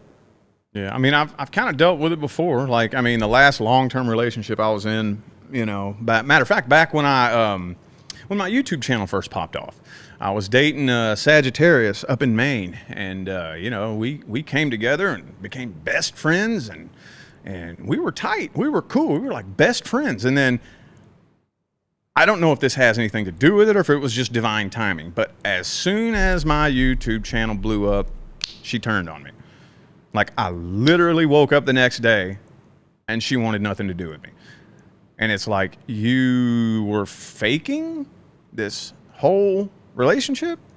How the fuck do you fake a whole relationship? I can't fake a hello to somebody I don't like. Like, if I don't like you, I'm not necessarily going to be rude to you, but you're probably going to know that I don't like you. I'm one of those people, you know. I don't see how people get into relationships and fake a whole relationship. I don't get it. I don't know. But I think that's where it is that you just said it perfect. Like, how do people fake a relationship? That's what, actually, now that I'm looking at it, I had come to terms with that. Like, oh my God, some people can just have other alternatives, and I thought they were genuine, but then actions speak louder than words in the end. Yeah. And then you just have to, like, not be bitter about it in the end, because I'm not bitter about it. But, man, looking back at it, to be vulnerable to people, to be like, fuck, I was bitter as fuck. Mm-hmm. Bitter as fuck. Yeah. Or like you with that whole, like, oh, you just made your YouTube happen, and then boom. That's usually how you know if you're about to up level in your life. Yep. Somebody's just going to get cold feet. Yep. And then I was just like, oh, wow, okay. And so there's a lot of weird shit that happens to people in life, I know. And that's why this card is so, it's not the end all be all for sure card. Yeah. But the amazing thing is, like you were saying, whenever it's time to level up, you level up, they stay down here, the two of you separate by way of universal law. But then when the universe brings you your actual person, they level up with you. As you begin leveling up, that's what's so amazing about the last 4 years of my life. I look back and I have climbed many, many mountains, and I've evolved a lot since 2019. And Leah's been right there by my side with me through the whole thing. I've never had that in my life. You know, because she has respect and integrity. I think it's about spiritual integrity in relationships. Like, while you rise up, there's an integrity to it. There's respect and holding that integrity. Whereas some people, I think, right now are in this pie in the sky, spiritual, like talking frequency, doing all this shit, but then they don't have integrity. So it's just like, well, I'm transmuting to the next thing, to the next thing, to the next thing, and just leaving a trail behind that. I've got my sweeper and I'm sweeping it all up and just putting it under the fucking, and nobody can see it. And that's fucking not integrity. Yeah. You know what I mean? Like, zero integrity for another human, just like, nope, I'm transmuting to something else. I'm writing a new story. So that's where I think it gets really bad. It's like, the marshmallows are turning into this now. And then, it's like, oh my God. Yeah. And people do, and to watch that happen in my life, I was like, holy fuck. Mm-hmm. How did I manifest that? I was lonely. Yep. Mm-hmm. So actually, to answer for people at the very beginning of it, like, I was lonely, and it was way different. Sophia hit me up, and I was like, oh. Whereas, like, it was very calculated, just like, my mom watches you, and she told me to watch you. That's how Leanna hit me up. And like, hey, on Instagram, right? Like, see, so it was weird. It was kind of like the same thing, but it was the opposite. I was like, oh, like, and I'm into music too, and I do all this stuff. And then when she got in my life, she didn't want to do any of it. None of it. Till after 2 years, I'm like sitting there channeling her guides, like, they are screaming for you to do this. And then she felt it and know it. And that finally did that last push. But that was after years. Years. Or even, all right, on tour, why don't you bring your crystals? And so her whole crystal shop started on the Leo King tour, and having all the fans of High Vibe and before High Vibe's Future Life buying the crystals, and then saying, no, I just had this idea to start a crystal store. Talk about bitter. I was like, you gotta be kidding me. And all those people who bought, and all those people that supplied, and all those people, and then making the sign and doing all, it's fucking like, you learn in life there's people that really have integrity or not. Yeah. Yeah, because I mean the up level process is it's going to be uncomfortable every single time. Every time you make it up to that next level, it's not going to be fun. It's not going to be comfortable. There's going to be things that you have to go through where you're evolving as a person. But then when you have that person by your side who's willing to go through that with you, yes. To me it's mind-boggling, because when I look back at my story, there have been so many different wild, crazy, insane chapters. And in every single chapter, there's a different face by my side, you know. But for the last 4 years, my wife has been by my side the whole time and growing and evolving with me. Right. Like if you look back at those, you know, the old videos from when we were in the hotels, we're both completely different people. And like, that's what I think you need to look for, because you can't accomplish that unless you have two people willing to work on themselves, which is hard to find. No, and I feel like when I think of Sophia, it's like she doesn't need me. Like I felt like my ex needed me. Like, oh my God, here's an opportunity that you're going on tour that I could sell crystals. Mm-hmm. And so that made it happy for her. But if I didn't give the next opportunity, where it's opportunistic, you know what I mean? Instead of, no, we're together through everything. Yeah. No matter what. The ups and downs, the fucking spiritual part of it, going through all of it, like. And that was the other thing, was like, Sophia believes in the same spiritual mission to awaken the whole collective. My ex doesn't. So she does this work with not believing that there is a mission. Yeah. How the hell? Isn't that crazy? Yeah. Like, that's why I love Sophia so much, because her and I could talk and boom, she goes right to look at how the universe is waking it up. Look at it, right? We're on that same page. We believe that we're here, and then we believe even our child is brought here to help with this thing. Yeah. Where I look at my last relationship, I'm like, they don't even believe in the mission. They don't believe in that mission. They don't even speak about it either. They don't even, just let me look, they make the cards look really nice. Yeah. Well, no mission. Zero. Well, the people who do this work with no mission are the people who work against us. Because, like, I tell my audience all the time, the readers out there who just simply answer your questions and tell you what's going to happen are just like your buddy who sits next to you in math class and gives you the answers to the test. You know, like if you're taking an exam and you get to this problem and you're stumped and you're like, fuck, hey, Jimmy, what's the answer to number 25? 172. Okay, cool. I got the answer. But did that help you? Right. No. What are you going to do the next time you run into a problem like that? Just keep running back to Jimmy for the answers? I know. This is the same way to me. Like the people who just, you know, pull tarot cards and tell you, oh, well, this is what's going to happen, and just give you the answer. Like, that's not helping you. Like, what good is that doing you? That's making you fucking lazy, just wanting to know the answers to the questions so that you get addicted to spiritual guidance, get addicted to the tarot and psychics and whatnot. So you're making no progress whatsoever in your life. My goal is when you come to me for a reading, I want to at least give you a nugget of wisdom that you can use that'll help you develop your own relationship with the universe, so that if you don't want to, you never have to come back to me or anybody else for guidance ever again. So for those of us who have that mission, the people who are doing this with no mission are working against us, is the way I look at it, making our job harder. I agree, and they work against in weird ways. Stay friends with people you introduce them to, and have those friends turn on you and stop talking to you and do weird shit like that. And it's like, whoa. Like, well, okay. You have to learn in life that you have to let all that go, because what's on the mission is always in front of you that's on the mission. Somebody just asked, how do I know Sophia and I are going to be together forever? Because we are on the mission together. Yeah. And we've dedicated a mission to ourselves, and dedicated a mission to each other, and dedicated a mission to the work.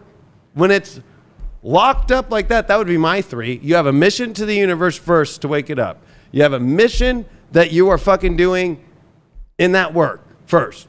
Yeah. Then you have that mission that you have it to the world. Mm-hmm. And then you have a partner mission that you are dedicated to each other and dedicated to their mission, and just as much as they're dedicated to your mission and doing it together, all that comes back up the fucking ladder. Yeah, yeah. I mean, that goes back to the soul contract not being complete. One thing that I get a lot in my line of work is people, and I just, right before I left and came in here today, I did a reading for somebody who their soul contract was complete. The two of you came together. Whatever it was in that soul contract that you all were supposed to accomplish, you accomplished it. So now that connection no longer serves a purpose, because it already served its purpose. And like with like you and Sophia, with me and Leah, we have a mission that's nowhere near fucking complete yet. Right. You know? So that's how you know. And it's the excitement of that mission. It's the excitement of learning together, learning individually, expressing it. I can't believe, I was feeling this way and I got through this. When I was having freak out, whenever I have a freak out about money, she always goes, babe, if we lose everything, I love you, we'll make it through. My ex, opposite. If we don't make it, how are we going to do this? Why would I be with this? But she also came from her tens of millions of dollars. So she never had to worry about anything in her life. So it was like, but that's an interesting thing too, of like the people out there that get a lot of money, they don't have a mission. They don't even know what it is. Yeah. You know, because they never had to survive or work through things or make things happen. So they don't have any incentive to do the mission. Well, because they can fail and call mommy. Yeah. Mom, I want money. Yeah. Well, I mean, it's so and there's zero, when there's zero hesitation, and there's also plenty of how many zeros do you need? Yeah. Like, that's why you see in politics today, or you see all these people, they're just like, well, my incentive is the zero. You know, my incentives are how many zeros I can get out of nowhere, and I'll just betray the mission. I'll betray my partnerships. I'll betray everybody I can because I have as many zeros as I can get written a check from a lobbyist, my mom, whatever it is. Well, I mean, it's so much. That's gross. That's the problem with the world today. Yeah. And every kid I know that's got lots of money, fucking, they don't have any incentive. They don't take their job that serious. They just want to go on vacation land. Yeah. Let's just go on vacations and just sit on the beach 24/7 and just be on vacation 24/7. Yeah. Well, I mean, the mission has nothing to do with money. Correct. That's the thing that's crazy about it, is that the mission, here's the mission. 2020, all that shit happened because everybody's dead asleep. I know. If 72% of the population was awakened, that wouldn't have fucking happened the way that it happened. That's the mission. Now, money is nice. We all love money. You can make money working that mission, but you can't look at the population and say, oh my God, there's a problem. There's a problem with humanity. I need to help at least be one of the however many light warriors there are on this planet to like help awaken some eyes. And then money comes along. That's just a tool. That's just a little bonus that comes along with it. You know, like if, I don't know. I was going to say, because I just talked about my ex, which is a horrible, I fucking hate that I even had to. I have to give Sophia the biggest props. You know how I know to answer that person's question? Sophia just put up a video 3 weeks ago about child vaccinations and how it's all been a lie. There's no safety checks or anything. I've done the same for every part for this whole entire 3+ years. Don't care if I'm censored. Don't care if I'm fucking taken down. Create a network that you can be free to say what you want because the mission is we all need to have the truth and have the information, spiritual, whatever. Sophia fully fucking owns that spiritual warrior shit, does what she feels. It's not like I told her, hey, make a fucking video, right? I don't even. Yeah. She does her own thing. My ex, if she was about the mission, I don't even know if she got that shit or not. She probably did. Oh, she doesn't use her spiritual channel or anything to help the collective at all. And that's how you know right there. Yeah. You either have a spiritual light warrior that you're in a partnership with doing the mission, or you're with a fucking lying, cheating, fucking, when it comes to the spiritual energy of making it look all pretty, instead of fucking the real shit. And won't even say the real shit. Won't even talk about it. No, I don't want to lose my subscribers. Oh my God. I mean, I can kind of get that, but I mean, you can fly under the radar. There's ways to, because this is what I did, because I found myself between that rock and that hard place too. Like, oh my God, I have a mission, but how am I going to do this without getting deplatformed? You know what I can do? While I'm reading tarot cards, I can say certain things a certain way. I can explain something so simple about the way manifestation works. And hopefully you'll take what I said and say, you know what I'm going to do? I'm going to try that. And you're going to try to manifest something like money or whatever. It doesn't matter. Your life partner. And then once you start manifesting, you start becoming really sensitive to the information that you allow into your ears. Once you start becoming sensitive to the information you allow into your ears, it becomes really hard to manipulate you. Oh, yeah. So it's still possible. You don't have to barf the blunt truth out to wake people up. All you got to do, well, all I chose to do, was teach people how to manifest. Yeah.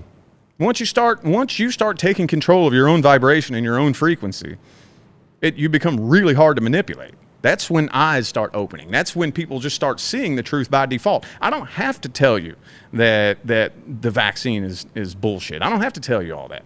All I got to do is get you to take control of your own frequency, and as your eyes start to open, you'll see it by default, you know?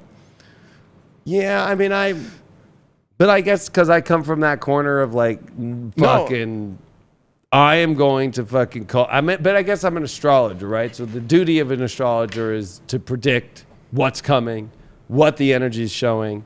Like, good example, but it's normal on High Vibe. I said on Thursday and Friday, I'm like, oh yeah, looking at this astrology, it's gonna be mass shootings this weekend. I always know every time. Yeah, well, there's nothing wrong with that. Right? So it's like, I'm warning people like, yeah, go live your life. Don't be afraid. But no, there's going to be mass shootings this weekend. There's going to be some pretty gnarly ones. So there was the one at the fucking football game. There was a bunch of other mass shootings this weekend, right? And they're like, how do you do that every fucking time?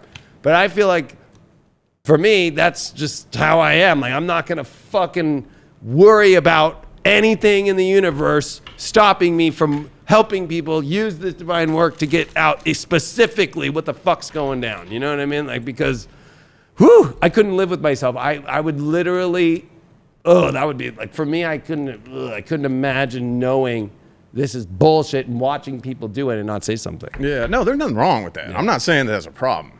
I'm just saying for people like her who are worried, there's more than one way to skin a cat. If you're too afraid to just barf out the blunt truth like that, I'll be the first to admit I was afraid too. My whole family is dependent on my YouTube check. So if I say the wrong thing and they get pissed off at me, my family loses everything. So you know what, though? I'm still going to do the mission. I'm still going to figure out a way to get in there and open some eyes, you know? So, like, there's more than one. Yeah, and that's what you did. Yeah, so. But there's still a lot of people in our community who don't. Yeah. A lot. Yeah. You know what I mean? I guess maybe that's where that blind faith in God isn't a moron, so...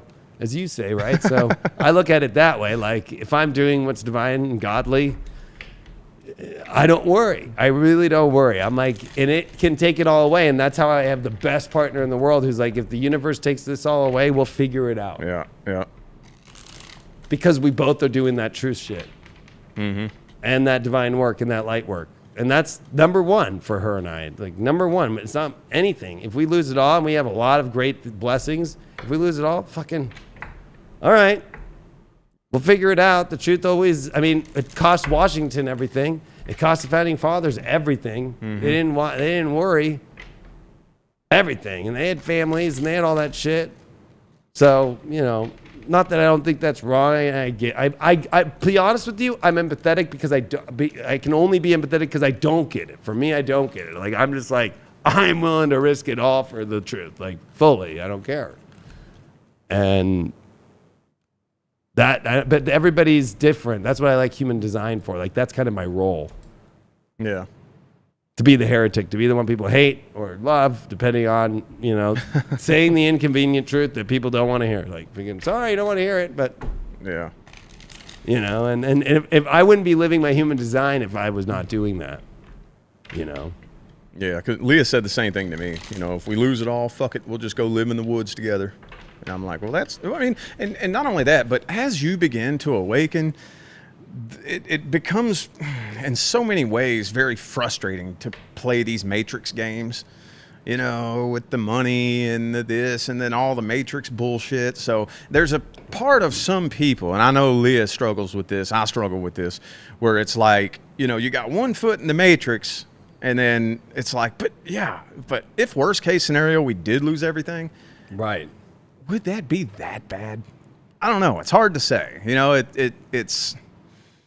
But like you say, when it all comes down to it, same thing. If it's for the truth, fuck it. Fuck it. Do it then. Take it all away.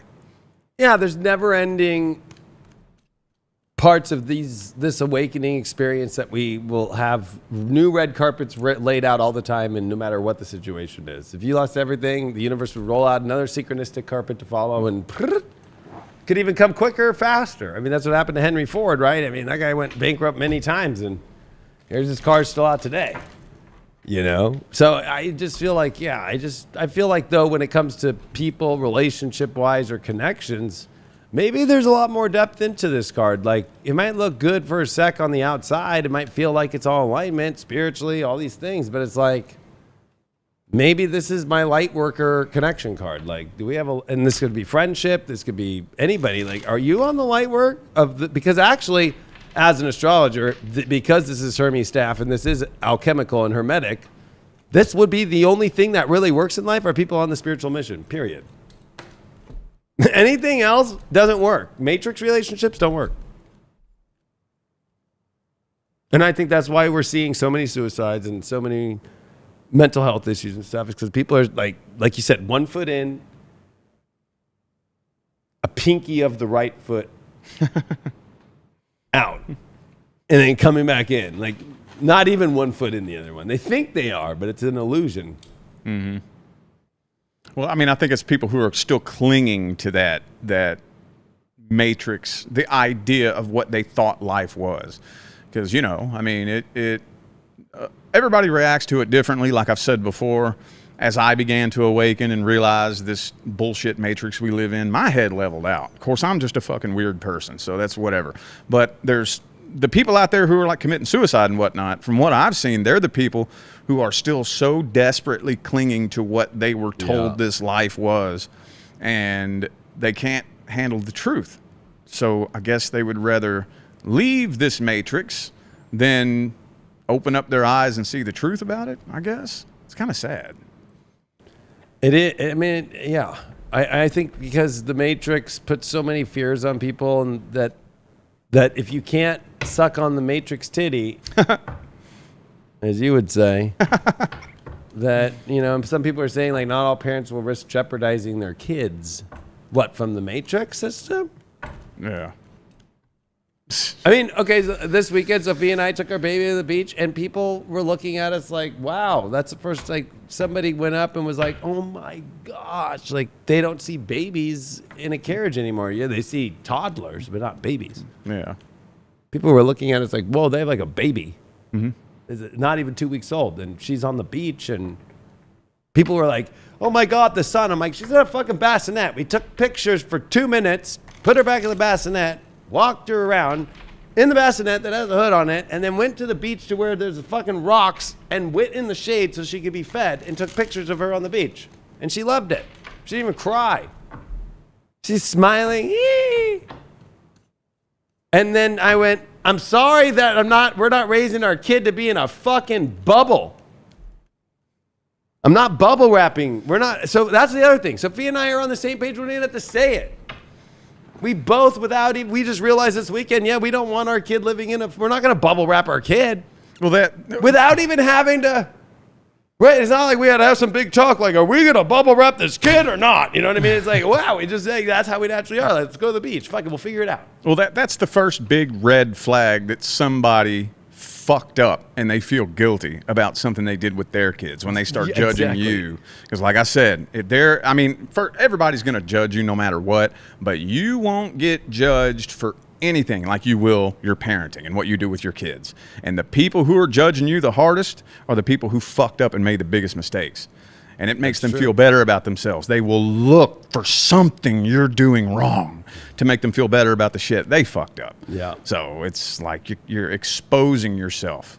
You know, mind your own fucking business.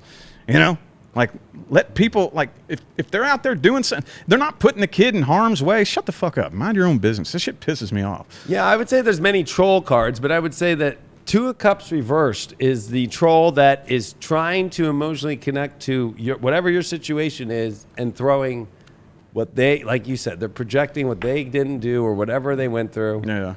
Right? And like, you got to be careful when that comes up, because it's like you're dealing with somebody who's not really going to put the same emotion back to you. They're going to alter the frequency. And people can get hypnotized by this. Like, oh, look at the signs are here or whatever. Or again, emotional manipulation, you know. I feel like that card can do it well, you know. And there was a big talk on that show, The Ultimatum, like the guys were talking, because then they all talk to each other as they're dating each other's fucking girlfriends. Such a weird show. And like one of the guys was like, straight up went to the dude that he had his girlfriend and he didn't like that chick at all. He's like, I just gotta be real with you, bro. Like, your chick doesn't respect you and she treats you like you're her whipping boy. And he was just so upset and now mad at that guy. And then the girlfriend that he had got mad, and then they tried to get back together and be all happy. And it was true. You know? Yeah. He's a little whip bitch. And I thought that was really interesting because I'm like, damn, you know, like some people just can't handle that. Like you said, some in relationships, it's that hardcore truth. Or I guess in that situation, right, an ultimatum, and then you're with that girl, and like this homeboy has nothing to gain except for just like, hey, bro, like this bitch, I can't even handle her, and like I'm gonna be real with you with the things that she said and all that. She didn't say she doesn't respect you because they were saying she never said that. He's like, I'm not saying she did. I'm just saying that my interpretation and the things that she did say, she doesn't respect you, and that you're her whipping boy. Yeah. Like, damn, like fucking, you can't even handle that truth. Yeah. And then that's a way for them to, oh my God, we're supposed to be together because now we don't like that guy. He's a liar. Woo! They're probably going to end up coming to me for a tarot card reading one day. Yeah, and you might have already done it. You never know. You know what I mean? It's possible. Like, you know. I have done a couple of celebrities' relationships before, but yeah, it's just when are we going to get the message out there? You know, it's so simple. Like you said, with this card, it's simple. Simple, simple, simple. We're the ones that make it complicated. Yep. Humans are the ones that make it complicated. The universe is fucking simple. But maybe people just enjoy that complex. Well, I think simple is being authentic, real, of integrity, and being honest and vulnerable and real, and not afraid of your scars.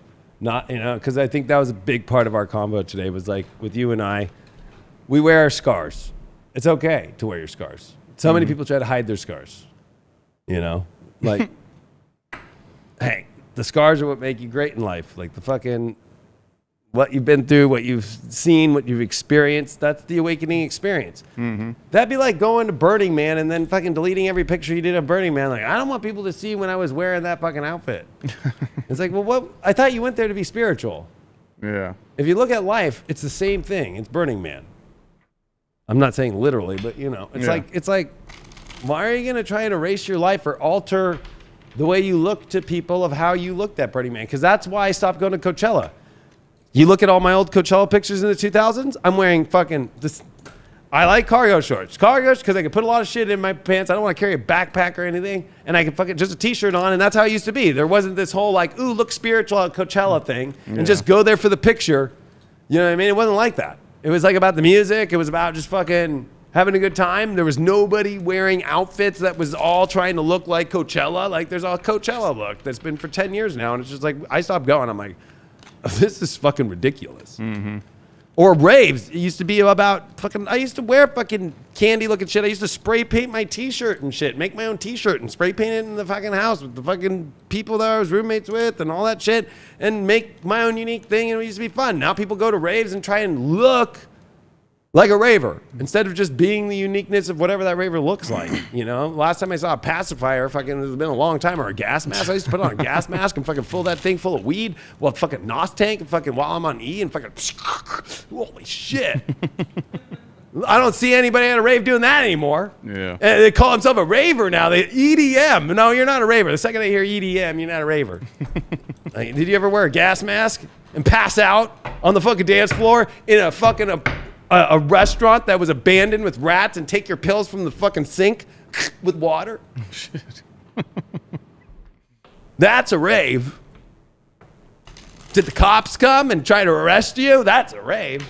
Yeah. While you're running around on ecstasy, fucking, it's a weird ass fucking outfit with a gas mask on, like, and it was Joe Biden who put the Rave Act to get rid and put people in jail about raves. It was Joe Biden. Oh, Senator shit. Joe Biden made the Rave Act. Look it up and look at him talk about it on YouTube. Wow. And all the ravers love Joe Biden. fucking piece of shit. Yeah. And he used gas masks as a way for if there's a fucking gas mask at an event, that gives the cops the authority to go in there and break it up. And anybody, even if let's say you own the building or the property, the owner and the promoter, as he said, will put them in jail for 20 years. We'll do what I did with the Crack Act. Mm-hmm.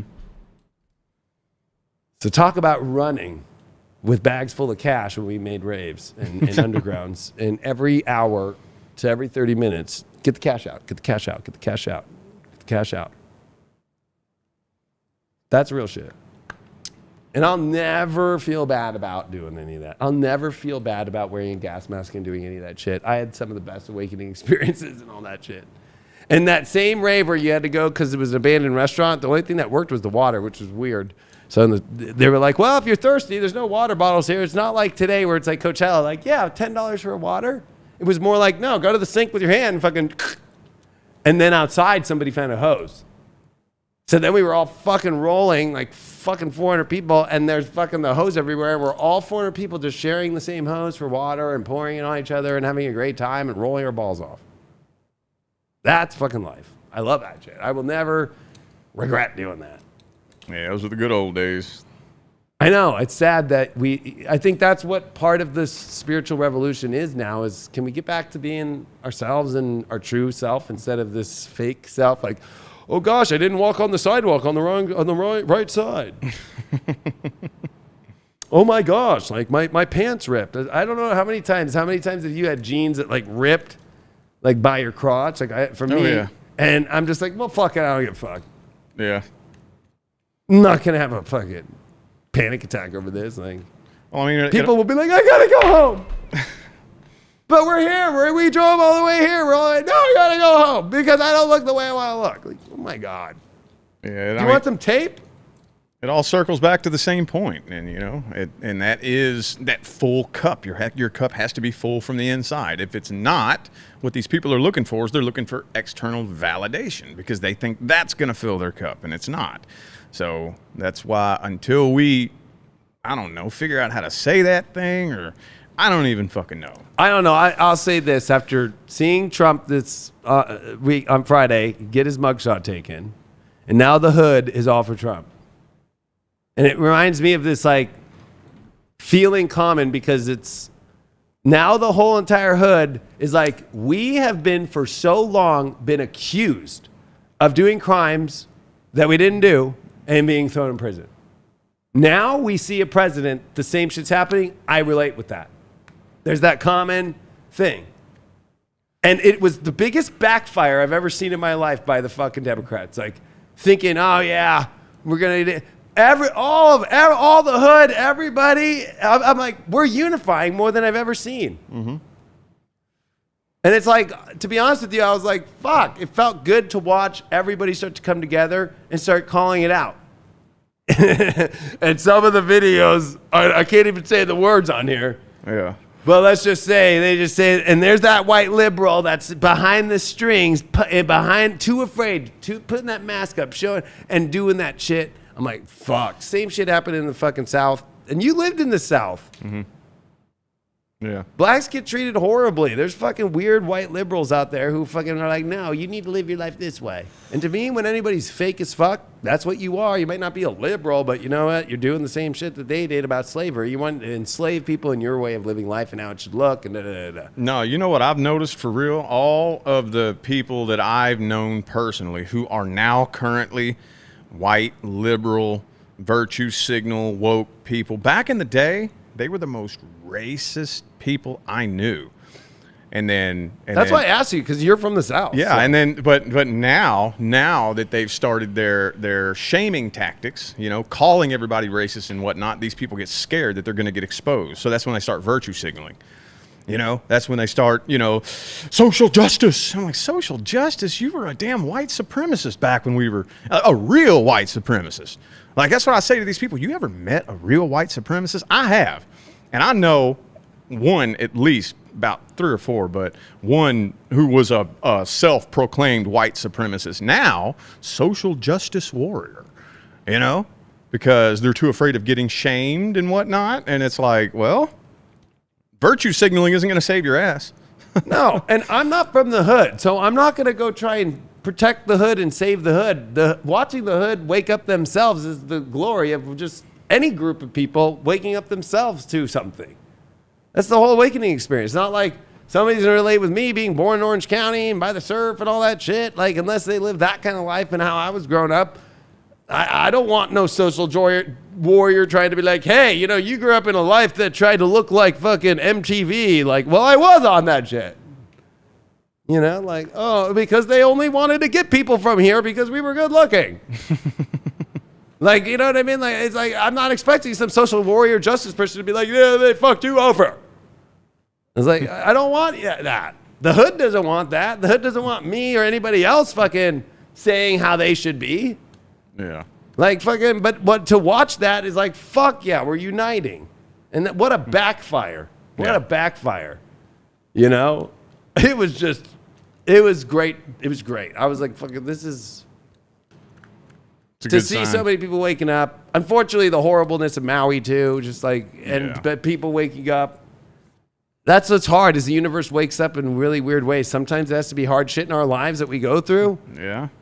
And then sometimes it's these really crazy situations where other people are taking the fucking hit, but it's waking people up. Or, you know, it's a fucking really gnarly game, but it's one that, as long as you're able to see it and not be afraid to see it and be open to it all. Yeah. And that's vulnerability at its highest. Yeah. I mean, that's usually what it takes to wake people up. I mean, I'm no exception to that. I had to go homeless and live under a bridge for 6 months. I don't think any of us who are truly walking a spiritual path, we didn't take a spiritual path because life was rainbows and fucking unicorns. No. People wake up when the universe slaps the shit out of them. But I I don't think it has to be that way. That's why I dedicate my life to this mission right here, where it's like, it doesn't have to get that bad. It doesn't have to get that bad. You can open your fucking eyes now. Please do, so the universe doesn't slap the shit out of the planet again. Yes. If everybody will go ahead and wake up now, then maybe we could bypass that bullshit, you know? Yeah. That's my motivation. Well, it's beautiful motivation. And I think that this is like peaceful, beautiful. Like you said, when you're not looking for it is when that peaceful, divine place, vulnerability just fucking happens. Mm-hmm. And usually, I think because the Ace of Cups is before this, you have to go through a cleanse of whatever was prior. When you finally are willing to be like, yeah, I'm fucking washing myself of all that shit, my bitterness, my unhappiness, my fucking shit, and just let it be how it is. That's the only way that this card shows up. Mm-hmm. I think that's what's interesting is I always look at the aces as doors. Like, okay, you want to go through that emotional door to get to that whole thing, the Ace of Pentacles and all these things. It's like, okay, you really sure you're ready? Because it's always those twos. We haven't covered the twos yet. Because this is the best two, the simplest two. The other ones are get really complicated. Mm-hmm. It gets really complicated. Oh, I want this door to open. Here it is. And the universe goes, all right, you really ready to make sure? Yeah. You know? Yeah. Right away. It's like a two, like, especially emotions and wanting love and comfort and emotion and feeling. Up. It better be simple. Are you sure? Is it really in truth? Is it really, you know? Ooh. Can't wait till we get to the Two of Swords. I know. Or the Two of Pentacles to me and just sitting there fucking, so many people just juggling in between the matrix and what is it? Oh, man. Yeah. All right. Well, we'll see you all on the next one. We have a relationship paid video that we're going to be putting together. We'll be putting that info out here in the next day. So we felt, especially like after what's going on with Venus that's been retrograde in Leo, that Rich and I would put together a really badass live video with you guys all asking questions to help out, and our both experiences as readers from astrology, from tarot, from all of it, all the stuff that we both know. So we'll be putting that out. So make sure you look for it, and we'll see you on the next one.